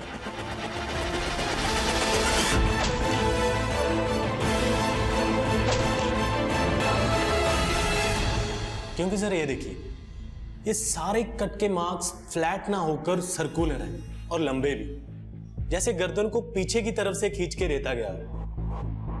क्या ये मर्डर्स कोई औरत कर सकती है? सर बिल्कुल कर सकती, क्योंकि पीछे की तरफ बैठ के मारने के लिए ज्यादा फोर्स की जरूरत नहीं पड़ी होगी विक्टिम को कंट्रोल करने के लिए। मगर हाँ, वो फोर्स इतनी भी कम नहीं होगी कि कोई भी औरत इसे आसानी से कर ले। अगर वाकई में ये सीरियल किलर कोई औरत है तो पक्का वो कोई अच्छी कदकाठी वाली औरत होगी।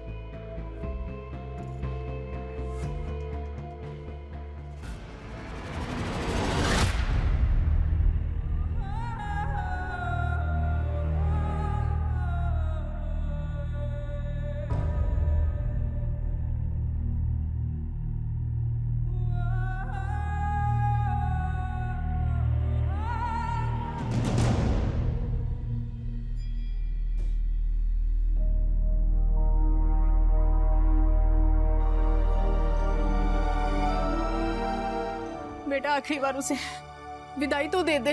नहीं माँ, नहीं, रजत ने प्रॉमिस किया था कि वो लड़ेगा अपनी जिंदगी के लिए, मेरे साथ रहेगा, पर उसने अपना प्रॉमिस तोड़ दिया। वो मेरे साथ ऐसे कैसे कर सकता? माँ,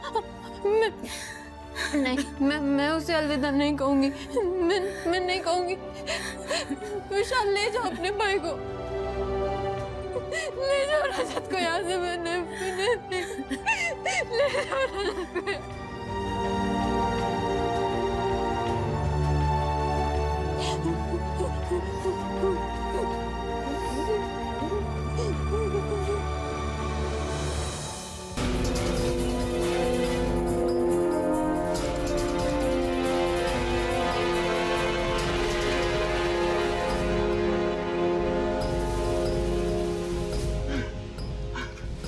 क्या भाग?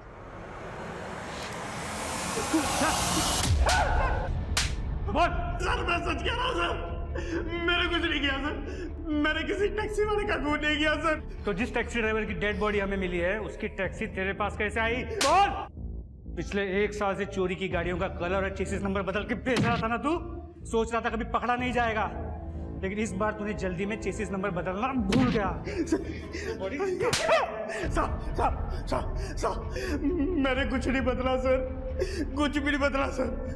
मुझे गाड़ियाँ वैसे ही मिली थी जैसे आपको मिली है सर। फिर ये सारी गाड़ियाँ तेरे पास आई कहाँ से तेरे पास? सर कॉल आते थे उन गाड़ियों को उठाने के लिए, और कॉल पर ही अलग अलग जगह का एड्रेस दिया जाता था। उन गाड़ियों को उठाने के बाद पेमेंट वही रखने के लिए बोलते थे साहब।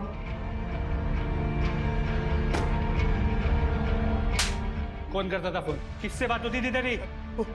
अलग अलग नंबर से फोन आता था साहब, एड्रेस बताने के लिए।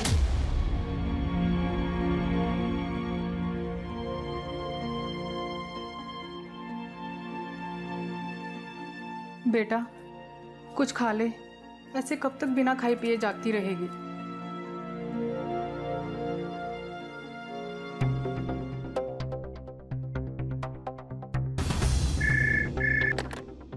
हेलो, मैंने पहले भी आपको फोन किया है, मेरी डॉक्टर बख्शी से अभी बात करवाइए। अगर इस बार डॉक्टर बख्शी कॉल पर नहीं आया ना तो मैं पुलिस में कंप्लेंट करूंगी उनकी। मेरे पति की मौत के जिम्मेदार है वो। वेट,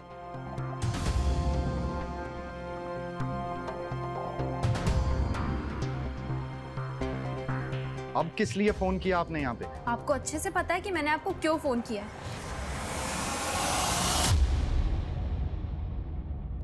देखिए, आपके हस्बैंड की अभी अभी डेथ हुई है। कहीं आप इमोशंस में आके तो हॉस्पिटल को ब्लेम नहीं कर रही हैं? क्योंकि बहुत ही रेप्यूटेड हॉस्पिटल है ये। रेप्यूटेड है तो क्या हुआ? मेरे पति का मर्डर किया है डॉक्टर बख्शी उन हॉस्पिटल वालों ने।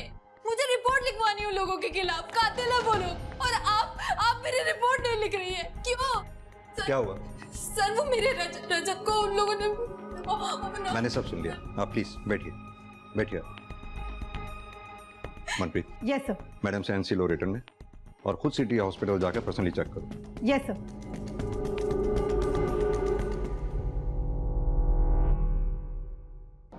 मैम, रजत को बचाने के लिए हम जो कुछ कर सकते थे हमने वो सब कुछ किया, पर वो नहीं बच पाया।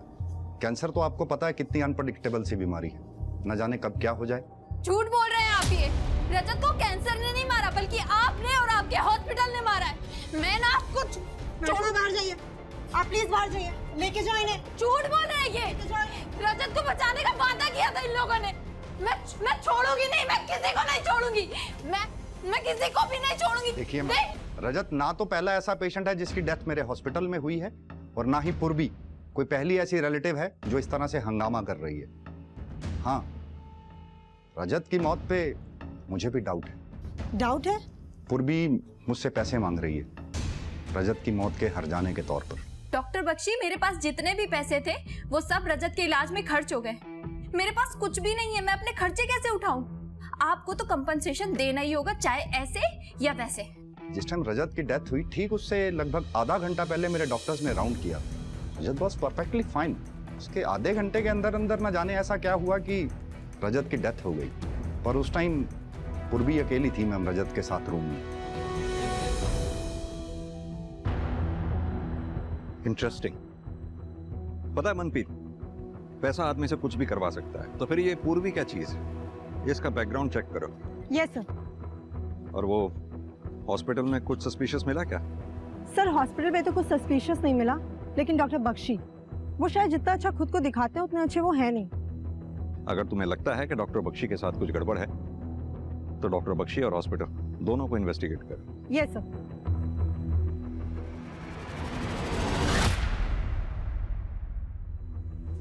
सर मुझे पैसों की जरूरत है, और आप ऐसे कैसे मना कर सकते हैं मुझे पैसे देने से? हेलो?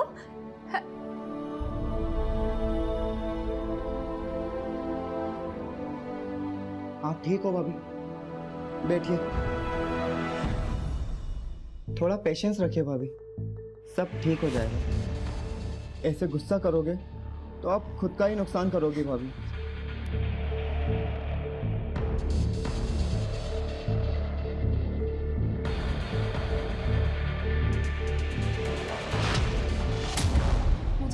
मुझे क्या करना है। तुम ना ज्यादा सिंपैथी मत दिखाया करो और मुझसे दूर से बात किया करो। बार बार यहाँ मत आया करो, चले जाओ यहाँ से।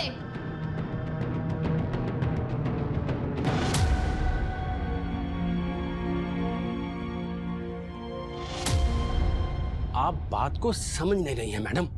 हॉस्पिटल में जगह नहीं है दूसरे पेशेंट्स के लिए, और आपकी बेटी का एक ही इलाज है, हार्ट ट्रांसप्लांट, और वो आप अरेंज नहीं कर पा रही हैं।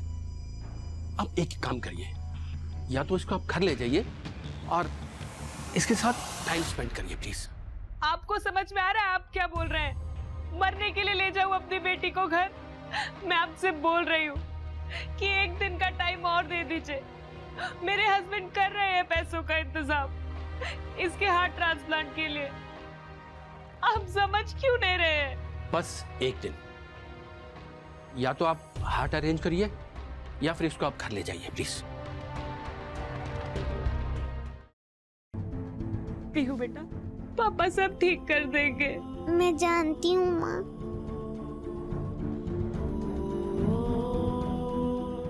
मेरा बच्चा।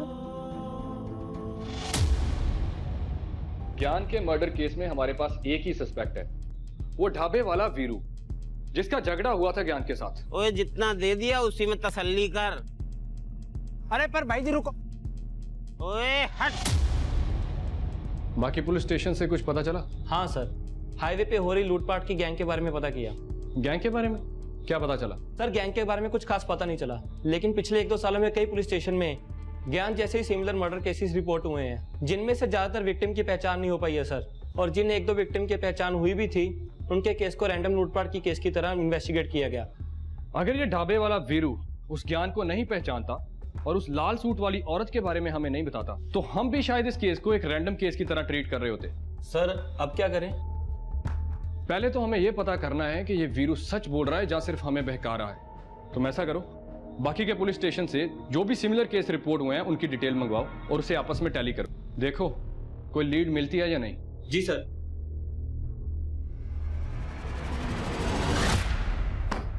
सर 12 केसेस हैं ज्ञान के जैसे।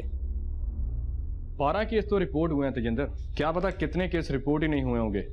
मॉडस ऑपरेंडी को देखकर तो यही लग रहा है कि कोई गैंग एक्टिव है हाईवे पर। और सर वो औरत जो ज्ञान के साथ देखी गई थी। 2 ही पॉसिबिलिटी हैं, या तो वो औरत विक्टिम को फंसा के गैंग के पास लेके जाती होगी, या फिर उसने खुद मर्डर किए होंगे।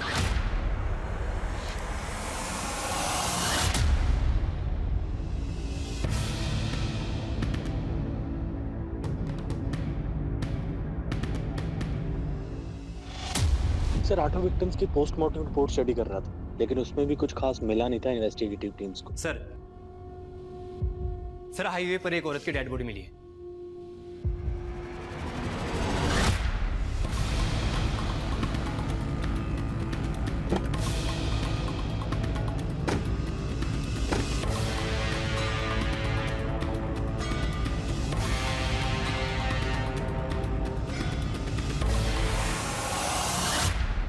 सर लाल सूट, सर ये कहीं वही तो नहीं? बॉडी को बाहर निकाल। बॉडी को सबसे पहले तुमने देखा था? जी सर, मैं बस यहाँ से जा रहा था तो मेरी नज़र पड़ी सर। तो जब यहाँ आए बॉडी के आसपास किसी को देखा? नहीं सर, यहाँ पर कोई भी नहीं था।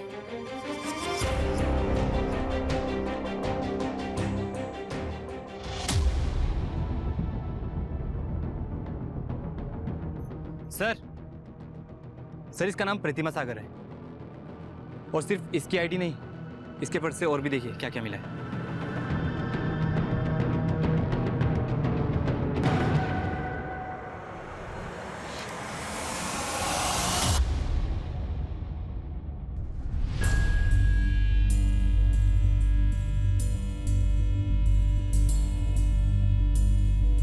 सुनो यहाँ, ये प्रतिमा सागर यहीं रहती है? जी प्रतिमा यहीं रहती हैं, लेकिन काफी दिन से दिखाई नहीं थी। तो इसकी फैमिली में कोई नहीं है?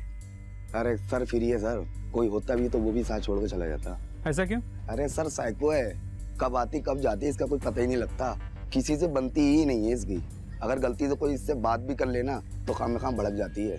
ऐसी औरत से कौन कांटेक्ट रखना चाहेगा, ना घर वाले ना बाहर वाले का। ठीक है,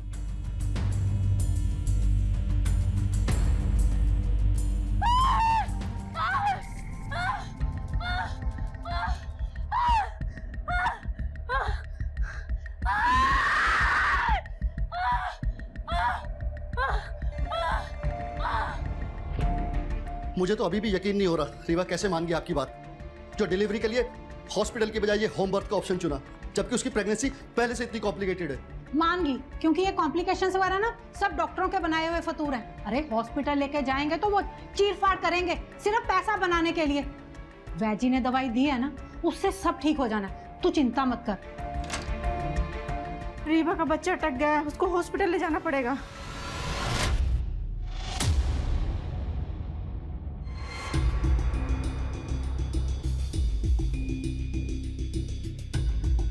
We want justice. We want justice. We want justice. We want justice. We want justice. We want justice. अरे हटिए, हटिए, प्लीज प्लीज प्लीज प्लीज हटिए, स्कूटी स्ट्रेचर लाओ please. We want justice. We want justice.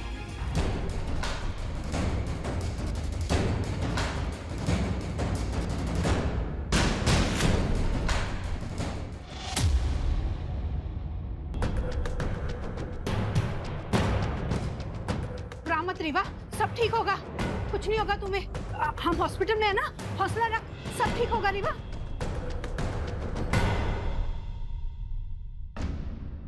मैं ना veggie को phone करती हूँ, वो जरूर कोई दवा बताएंगे।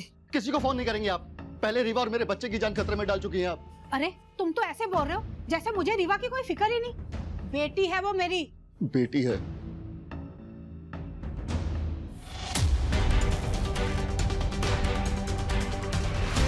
ये रहे तुम्हारे पैसे। लेट कर दिया तुमने, अब कुछ नहीं हो सकता। डैडी जी गुजर गए। कुछ नहीं हो सकता मतलब?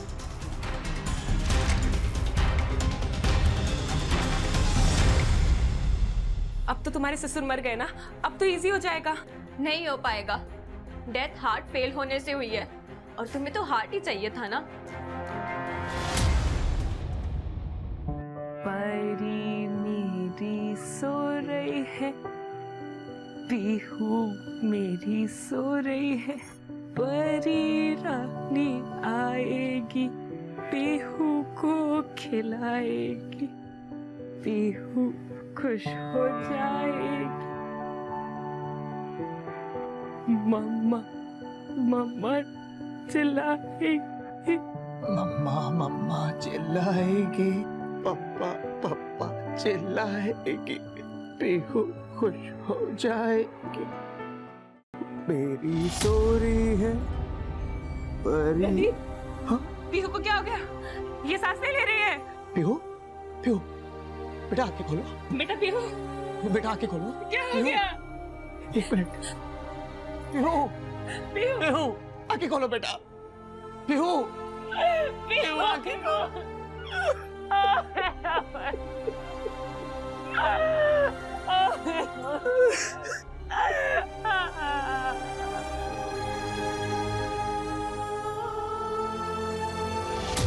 सारे प्रूफ प्रतिमा को हमारी सीरियल किलर बता रहे हैं, लेकिन मुझे कुछ सही नहीं लग रहा। यह भी तो हो सकता है कि ये सारे प्रूफ्स प्लान किए गए प्रतिमा के खिलाफ, ताकि हम हमारी इन्वेस्टिगेशन बंद करें। एक काम करते हैं, इस प्रतिमा के मर्डर केस को एक इंडिपेंडेंट मर्डर केस की तरह ट्रीट करते हैं और इसके किलर को ट्रेस करने की कोशिश करते हैं। एक बार ये किलर हाथ में आ गया तो प्रतिमा की असली कहानी भी सामने आ जाएगी। प्रतिमा की बॉडी हमें यहाँ मिली, तुम उस तरफ जाके पूछताछ करो, हम लोग इस तरफ देखते हैं। हो सकता है प्रतिमा के केस में कोई नया लीड मिले। ठीक है सर।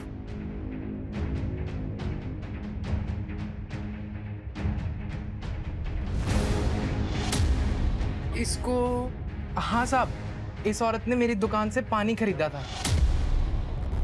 भैया एक पानी की बॉटल देना, थोड़ा जल्दी दे दो।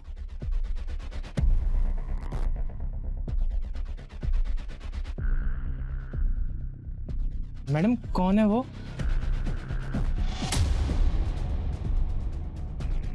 कोई नहीं। कौन था वो आदमी? सब इतना तो नहीं पता, बहुत अंधेरा था, पर वो आदमी ना कद काठी से बहुत लंबा चौड़ा था। यानी कि मेरा शक सही था, कोई तो प्रतिमा का पीछा कर रहा। उसी ने प्रतिमा को मारा और उसकी बॉडी पे सीरियल किलर होने के प्रूफ प्लांट करके खुद गायब किया। सर लग तो ऐसा ही रहा है। दुकानदार के डिस्क्रिप्शन के हिसाब से पीछा करने वाले की कदकाठी हमारे सीरियल किलर की प्रोफाइल से मैच कर रही है। प्रतिमा के मोहल्ले में जाके पूछताछ करो। देखो किसी ने कोई सस्पिशियस आदमी या औरत प्रतिमा के घर के पास देखा है कि जो कोई भी प्रतिमा को फॉलो कर रहा वो प्रतिमा के अजीब बिहेवियर के बारे में जानता, और वो ये भी जानता था कि प्रतिमा के आगे पीछे कोई नहीं है। इसीलिए उसने प्रतिमा को हमारी सीरियल किलर बनाकर हमारी इन्वेस्टिगेशन को भटकाने की कोशिश की। हमें एक बहुत ही डेंजरस और स्मार्ट सीरियल किलर को ट्रेस करना है। हमें उसे जल्द से जल्द पकड़ना होगा। न जाने वो अपना अगला शिकार किसे और कहाँ करे।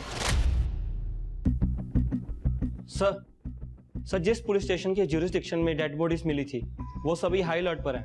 अलर्ट पर ही रखो उन्हें। सीरियल किलर आजाद घूम रहा है, जल्दी नहीं पकड़ा गया तो और भी मर्डर होंगे। Okay sir. पुलिस की दोनों टीमें सही रास्ते पर थी।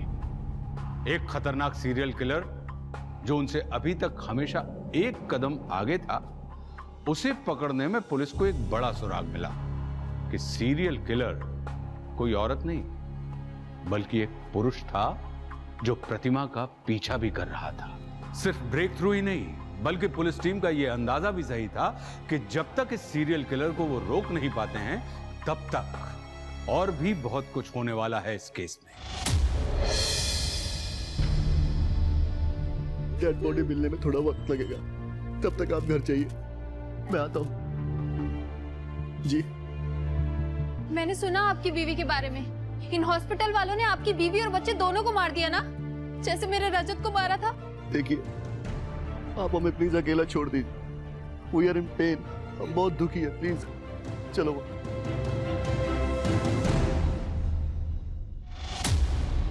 अच्छा ही हुआ रजत को अपनी जिंदगी से मुक्ति मिल गई। पूर्वी उसके साथ रह के भुगती तो रही थी, कम से कम वो अपनी मर्जी से अपनी जिंदगी जी तो सकती। अपनी मर्जी से मतलब? अरे मैम, मरने वाले के बारे में मैं आपको क्या बताऊं। रजत को कैंसर होने से पहले ही उसने अपने भाई विशाल को अपनी मम्मी पापा के घर भेज दिया था। अब रजत के मरने के बाद वो जब चाहे अपनी मर्जी से आता जाता है। मुझे तो ये लगता है विशाल और पूर्वी के बीच कुछ। सिटी हॉस्पिटल के रिकॉर्ड में एक चीज बहुत ऑड है। क्या? शहर के बड़े बड़े और फेमस हॉस्पिटल्स में भी इतने ऑर्गन ट्रांसप्लांट नहीं हो रहे हैं जितने इस सिटी हॉस्पिटल में हो रहे हैं। इनफैक्ट पूर्वी के हस्बैंड रजत, उसके भी ऑर्गन ट्रांसप्लांट वही हुए थे। और सर पूर्वी, उसके बारे में हमें ये पता चला है। ये देखिए, ये तो रजत के इंश्योरेंस के पेपर है। बिल्कुल। और आप रजत की इंश्योरेंस को क्लेम करना चाहती हैं, वो भी जल्द से जल्द। हाँ तो इसमें गलत क्या है? मेरे पति के नाम पे इंश्योरेंस था और अब उसकी डेथ हो गई है। क्लेम नहीं करूंगी तो क्या करूंगी? गलत? इसमें कोई गलत नहीं है, बल्कि आपके और आपके देवर विशाल के बीच में जो भी कुछ चल रहा है, क्या वो सही है? क्या चल रहा है मेरे और विशाल के बीच में? कहना क्या चाहते हैं आप? यही कि आपके और विशाल के बीच में जो कुछ भी चल रहा था, इसी वजह से रजत ने विशाल को उसके माँ बाप के पास भेज दिया था, क्योंकि उसे शक था। बकवास कर रहे हैं आप ये। रजत ने विशाल को यहाँ पर सिर्फ पढ़ाई करने के लिए बुलाया था, मगर वो यहाँ आकर कुछ ज्यादा ही बिगड़ गया था। मेरे साथ फ्रेंडली होने की कोशिश कर रहा था, इसलिए मैंने रजत को बोला था विशाल को वापस मम्मी पापा के पास भेजने के लिए। और ये डॉक्टर बख्शी से कॉम्पनसेशन के लिए ब्लैकमेलिंग कर रहा है। मैंने कोई ब्लैकमेलिंग नहीं की है सर। मैंने सिर्फ उनसे ये कहा था कि उन्हें रजत की मौत का हर्जाना भरना पड़ेगा, और डॉक्टर बख्शी इस बात का बतंगड़ बना रहे और कुछ नहीं कर रहे सर। मुझे तो इस बात का विश्वास नहीं होता सर कि जो लोग मेरे पति की मौत की जिम्मेदार है अब उनकी बात पे भरोसा कर रहे हैं। पूर्वी जी, हमें आपके बारे में कुछ बातें पता चली थी तो हमने आपसे पूछताछ की। हमें डॉक्टर बख्शी और उनके हॉस्पिटल के बारे में कुछ बातें पता चली हैं, उनसे भी पूछताछ करेंगे। मेरा बेटा 29 साल का था, आज तक अपेंडिक्स के अलावा उसे कभी हेल्थ प्रॉब्लम नहीं हुई, और उसी के लिए हम सिटी हॉस्पिटल में उसको लेकर गए थे, मगर वो जिंदा वापस ना आ सका। क्या आपने अपने बेटे के ऑर्गन्स डोनेट करने के लिए कुछ पेपर्स पे साइन किया था? मैम, इलाज के दौरान उन्होंने हमसे इतने पेपर साइन करवाए, हो सकता है बीच में कोई ऐसा पेपर रख दिया हो, हमें इसके बारे में कुछ मालूम नहीं है।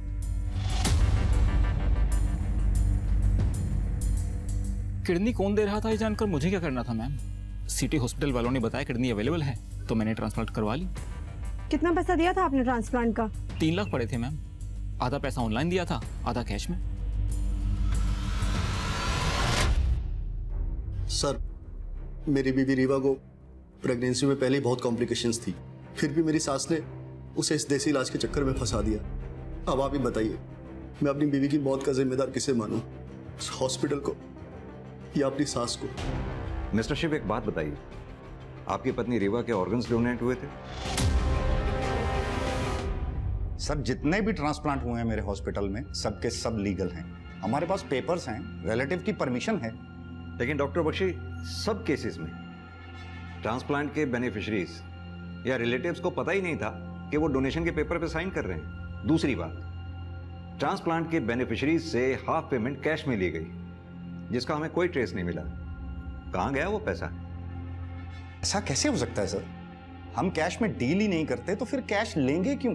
तो डॉक्टर बख्शी, अगर पैसा आपके पास नहीं है तो किसी के पास तो होगा ही। हमें आपका हॉस्पिटल सर्च करना होगा। अब आप हमें खुद सर्च करने देंगे या फिर हम कोर्ट से सर्च वारंट लेके आए? सर, जब कुछ गलत किया ही नहीं तो हम सर्च से क्यों डरेंगे? आप इत्मीनान से सर्च कीजिए।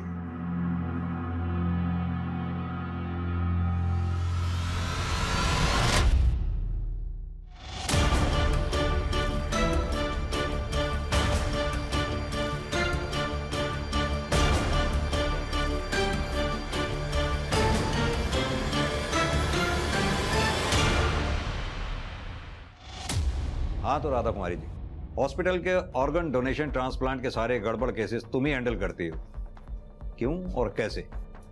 हॉस्पिटल में कोई और नर्स नहीं है क्या? सर, मेरा यकीन कीजिए, मैंने किसी को कुछ नहीं किया। मैं तो सिर्फ ऑर्गन डोनेशन के पेपर पर रिश्तेदारों की सिग्नेचर लेती थी। धोखे से? ये सारा उसका आइडिया था। वो पहले से ही जानता था कि कौन सा पेशेंट कब बनने वाला है। वो बस मुझे नाम मैसेज कर देता था और मैं सारे पेपर वर्क कंप्लीट कर लेती थी। सब बताए गए पेशेंट के मरने के बाद जिन्हें ऑर्गन चाहिए होते थे, मैं उनसे कैश लेके उसे 70% दे देती थी। मुझे तो सिर्फ 30 ही मिलता था सर। नाम क्या है उसका? नाम बताओ। सर, मुझे नहीं पता।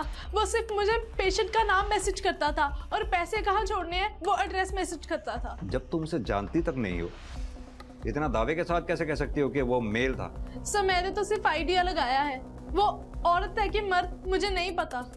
देखो राधा, इतना बड़ा कांड तुम अकेले तो कर नहीं सकते। शराफत से ये बताओ, इस इतने बड़े कांड में हॉस्पिटल का कौन कौन स्टाफ मेंबर तुम्हारे साथ शामिल है? सर, गार्ड रमेश और वार्ड बॉय सुखविंदर। सर, मेरा कोई कसूर नहीं है, मुझे छोड़ दीजिए, मैं बेगुनाह हूँ सर।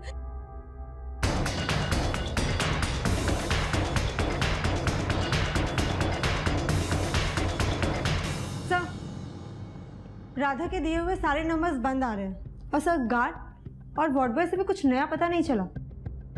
मनप्रीत, हैरानी की बात है, जितने भी पेशेंट्स ऑर्गन डोनेशन रैकेट का शिकार हुए हैं, सब में एक चीज कॉमन है, सबकी मौत हार्ट अटैक से हुई है। हाँ सर, मेरा तो ध्यान ही नहीं गया इस बात पर। और इतना ही नहीं, ये सभी पेशेंट्स के केसेस को जब मैंने गहराई से स्टडी किया तो एक चीज और कॉमन पाई। इन सभी पेशेंट का कभी ना कभी एक आयुर्वेदिक डॉक्टर दीप राणा से कनेक्शन रहा है। इन सभी पेशेंट्स का दीप राणा से कनेक्शन होना महज इत्तेफाक नहीं हो सकता, कहीं तो कोई गहरा राज छिपा है। देखिए, आपका कैंसर लाइलाज है।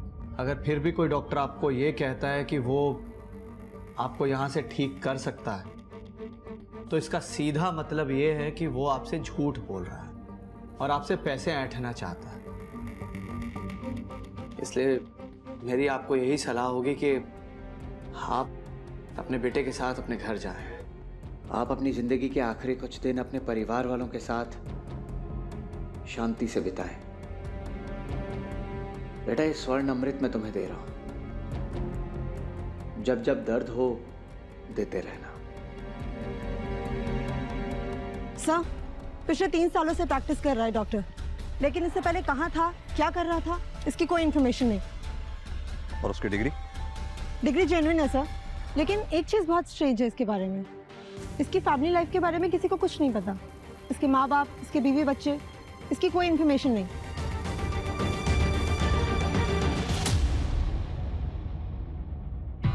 क्या बात डॉक्टर साहब,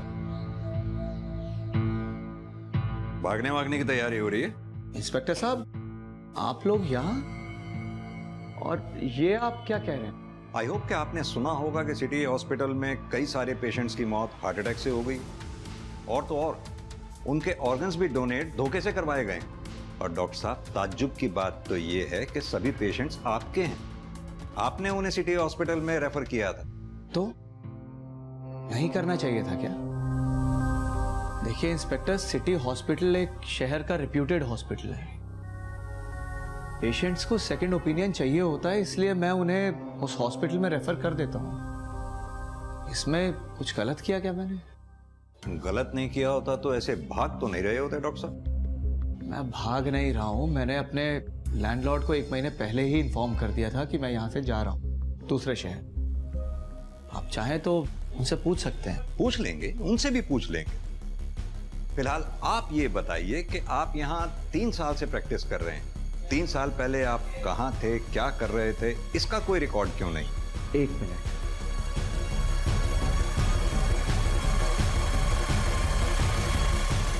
ये देख लीजिए आप देख लीजिए मैं कब कहाँ किस किस शहर में रहा और क्या कर रहा था, वो सब डिटेल है इसमें। ठीक है डॉक्टर साहब, फिलहाल हम ये डॉक्यूमेंट्स लेकर जा रहे हैं वेरिफिकेशन के लिए। लेकिन हाँ, जब तक हम कहें नहीं ये शहर छोड़कर जाइएगा। चलो मनप्रीत। काफी दिलेर है सर, एक बार भी नहीं घबराया और हर सवाल का बिल्कुल परफेक्ट जवाब रेडी था, वो भी पहले से। परफेक्ट तो कुछ भी नहीं होता मनप्रीत, फिर ये डॉक्टर कैसे परफेक्ट हो सकता है? एक काम करो मनप्रीत, डॉक्टर की फोटोग्राफ आसपास के पुलिस स्टेशन में सर्कुलेट करवाओ। पता करो इस डॉक्टर का किसी केस से लेना देना रहा हो, अगर हाँ तो उस केस की पूरी डिटेल्स निकलवाओ। इस डॉक्टर का इतिहास गायब है ना, इसका इतिहास निकालकर इसका भविष्य बिगाड़ेंगे।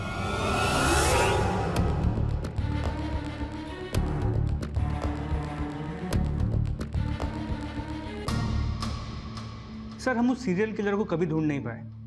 हमने अपनी पूरी कोशिश की। उस सीरियल किलर ने अपनी एक विक्टिम प्रतिमा को सीरियल किलर बनाकर हमारे सामने प्रोजेक्ट करने की कोशिश भी की। हमने प्रतिमा के एक पड़ोसी से उस किलर की आधी अधूरी स्केच बनवाई थी। सर ये देखिए। तो इस स्केच से कोई हेल्प नहीं मिली आपको? नहीं सर, हमें प्रतिमा के घर में एक अनजान आदमी के फिंगरप्रिंट्स भी मिले थे, लेकिन हमारे पास कोई सस्पेक्ट था नहीं जिसके साथ वो फिंगरप्रिंट्स मैच कर सकते। सर, अब आपके पास एक सस्पेक्ट है तो ट्राई करके देखते हैं। नहीं वर्मा जी, ऐसे डॉक्टर दीप राणा के फिंगरप्रिंट्स नहीं ले पाएंगे। वो बहुत होशियार है, डेंजरस भी। हमें उसके फिंगरप्रिंट्स उसकी नॉलेज में डाले बिना लेने होंगे। सर वो कैसे करेंगे? मनप्रीत, एक सर्च वारंट निकलवाओ। Yes sir.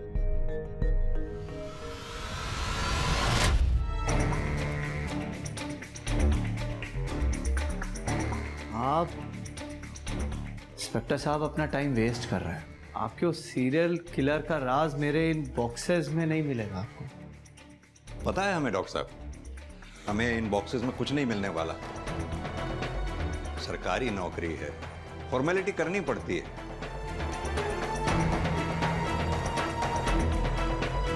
चलो भाई, हो गया बस। ठीक है डॉक्टर साहब, जल्दी मुलाकात होती है। चलो मनप्रीत।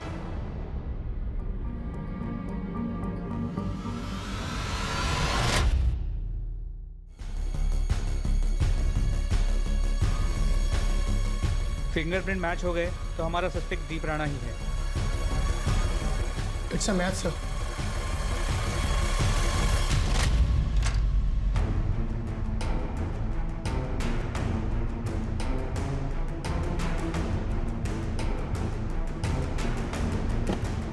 मैं क्रिमिनल कोई शौक से नहीं बना हूं।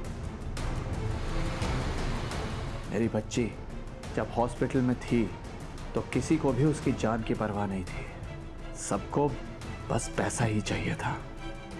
मैं पैसे भी ले आया था पीहू के हार्ट ट्रांसप्लांट के लिए, मगर ट्रांसप्लांट होने से पहले ही वो बुढ़ा हार्ट अटैक से मर गया। और तब मुझे लगा कि जिसको मरना ही है, अगर उसके मरने से किसी की जिंदगी बच जाती है, खासकर मेरी बेटी जैसे बच्चों की या और लोगों की, तो उनके मरने में क्या गलत है। इसलिए मैंने डॉक्टर बनने की सोची। जिन लोगों के बचने की कोई उम्मीद ना हो, उन्हें टाइम से उनके अंत तक पहुंचा सकूं। लेकिन डॉक्टर बनने के लिए मुझे पैसों की जरूरत है और इसलिए मैंने मर्डर्स किए।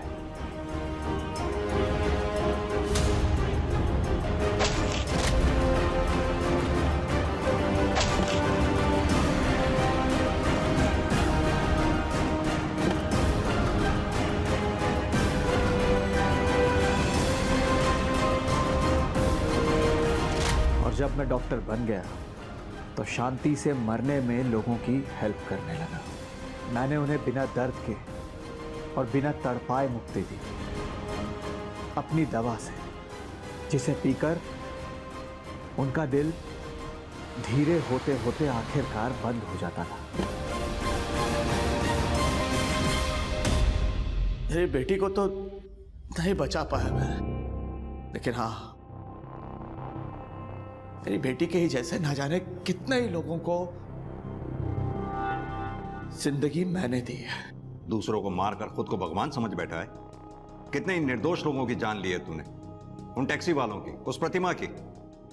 न जाने ऐसे कितने पेशेंट जिसमें से कई बच भी जाते अगर तू बीच में नहीं आता तो। कैसे बच सकते थे इंस्पेक्टर साहब? पैसे देकर, हाँ, दोनों हाथों से भर भर के पैसे देते और जिंदगी खरीद लेते। लेकिन मेरे एक सवाल का जवाब दीजिए आप लोग, उन लोगों का क्या जिनके अपने उन्हीं पैसों की कमी से मर जाते हैं? उन लोगों का क्या? अपनी पापों का ठीक रहा, अपनी बेटी की मौत के ऊपर मत डाल। 2012 से तूने 108 लोगों को मारा है। अगर सिर्फ डॉक्टर बनने के लिए पैसों की बात होती ना तो कब का रुक गया होता, मगर तू रुका नहीं। तो ये मुक्ति दे के मसीहा बनने की कहानी किसी ऐसे को सुनाना जो तुझे जानता ना हो, हमें नहीं। जगतार, लेके जाओ उसे।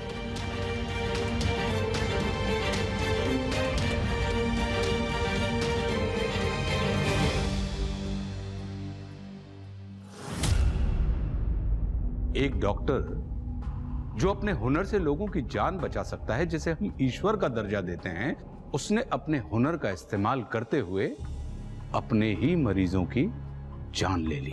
कोर्ट ने आईपीसी की धारा 302, 304 और 120B के तहत डॉक्टर दीप राणा को मानवता के खिलाफ किए गए उसके जघन्य अपराध के लिए फांसी की सजा सुनाई। अक्सर यह होता है कि किसी के साथ हुआ अन्याय उसे अपराध की ओर धकेल देता है, फिर वो इंसान खुद के द्वारा किए गए अपराधों को न्याय की तरह देखने लगता है। आंख के बदले आंख हर किसी को अंधा बना देगा। यह केस इस बात का सबसे बड़ा प्रमाण है।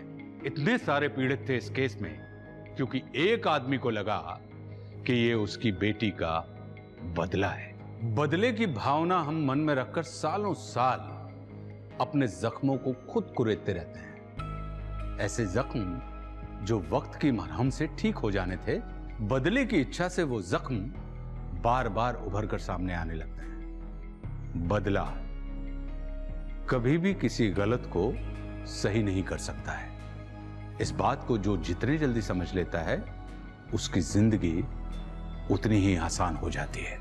अब मैं आशुतोष राणा विदा लेता हूं आपसे। मैं फिर मिलूंगा आपसे एक ऐसी ही कहानी के साथ जो आपको रखेगी सतर्क और जिंदगी को सुरक्षित। तब तक अपना और अपनों का ख्याल रखिए और देखते रहिए क्राइम पेट्रोल सतर्क।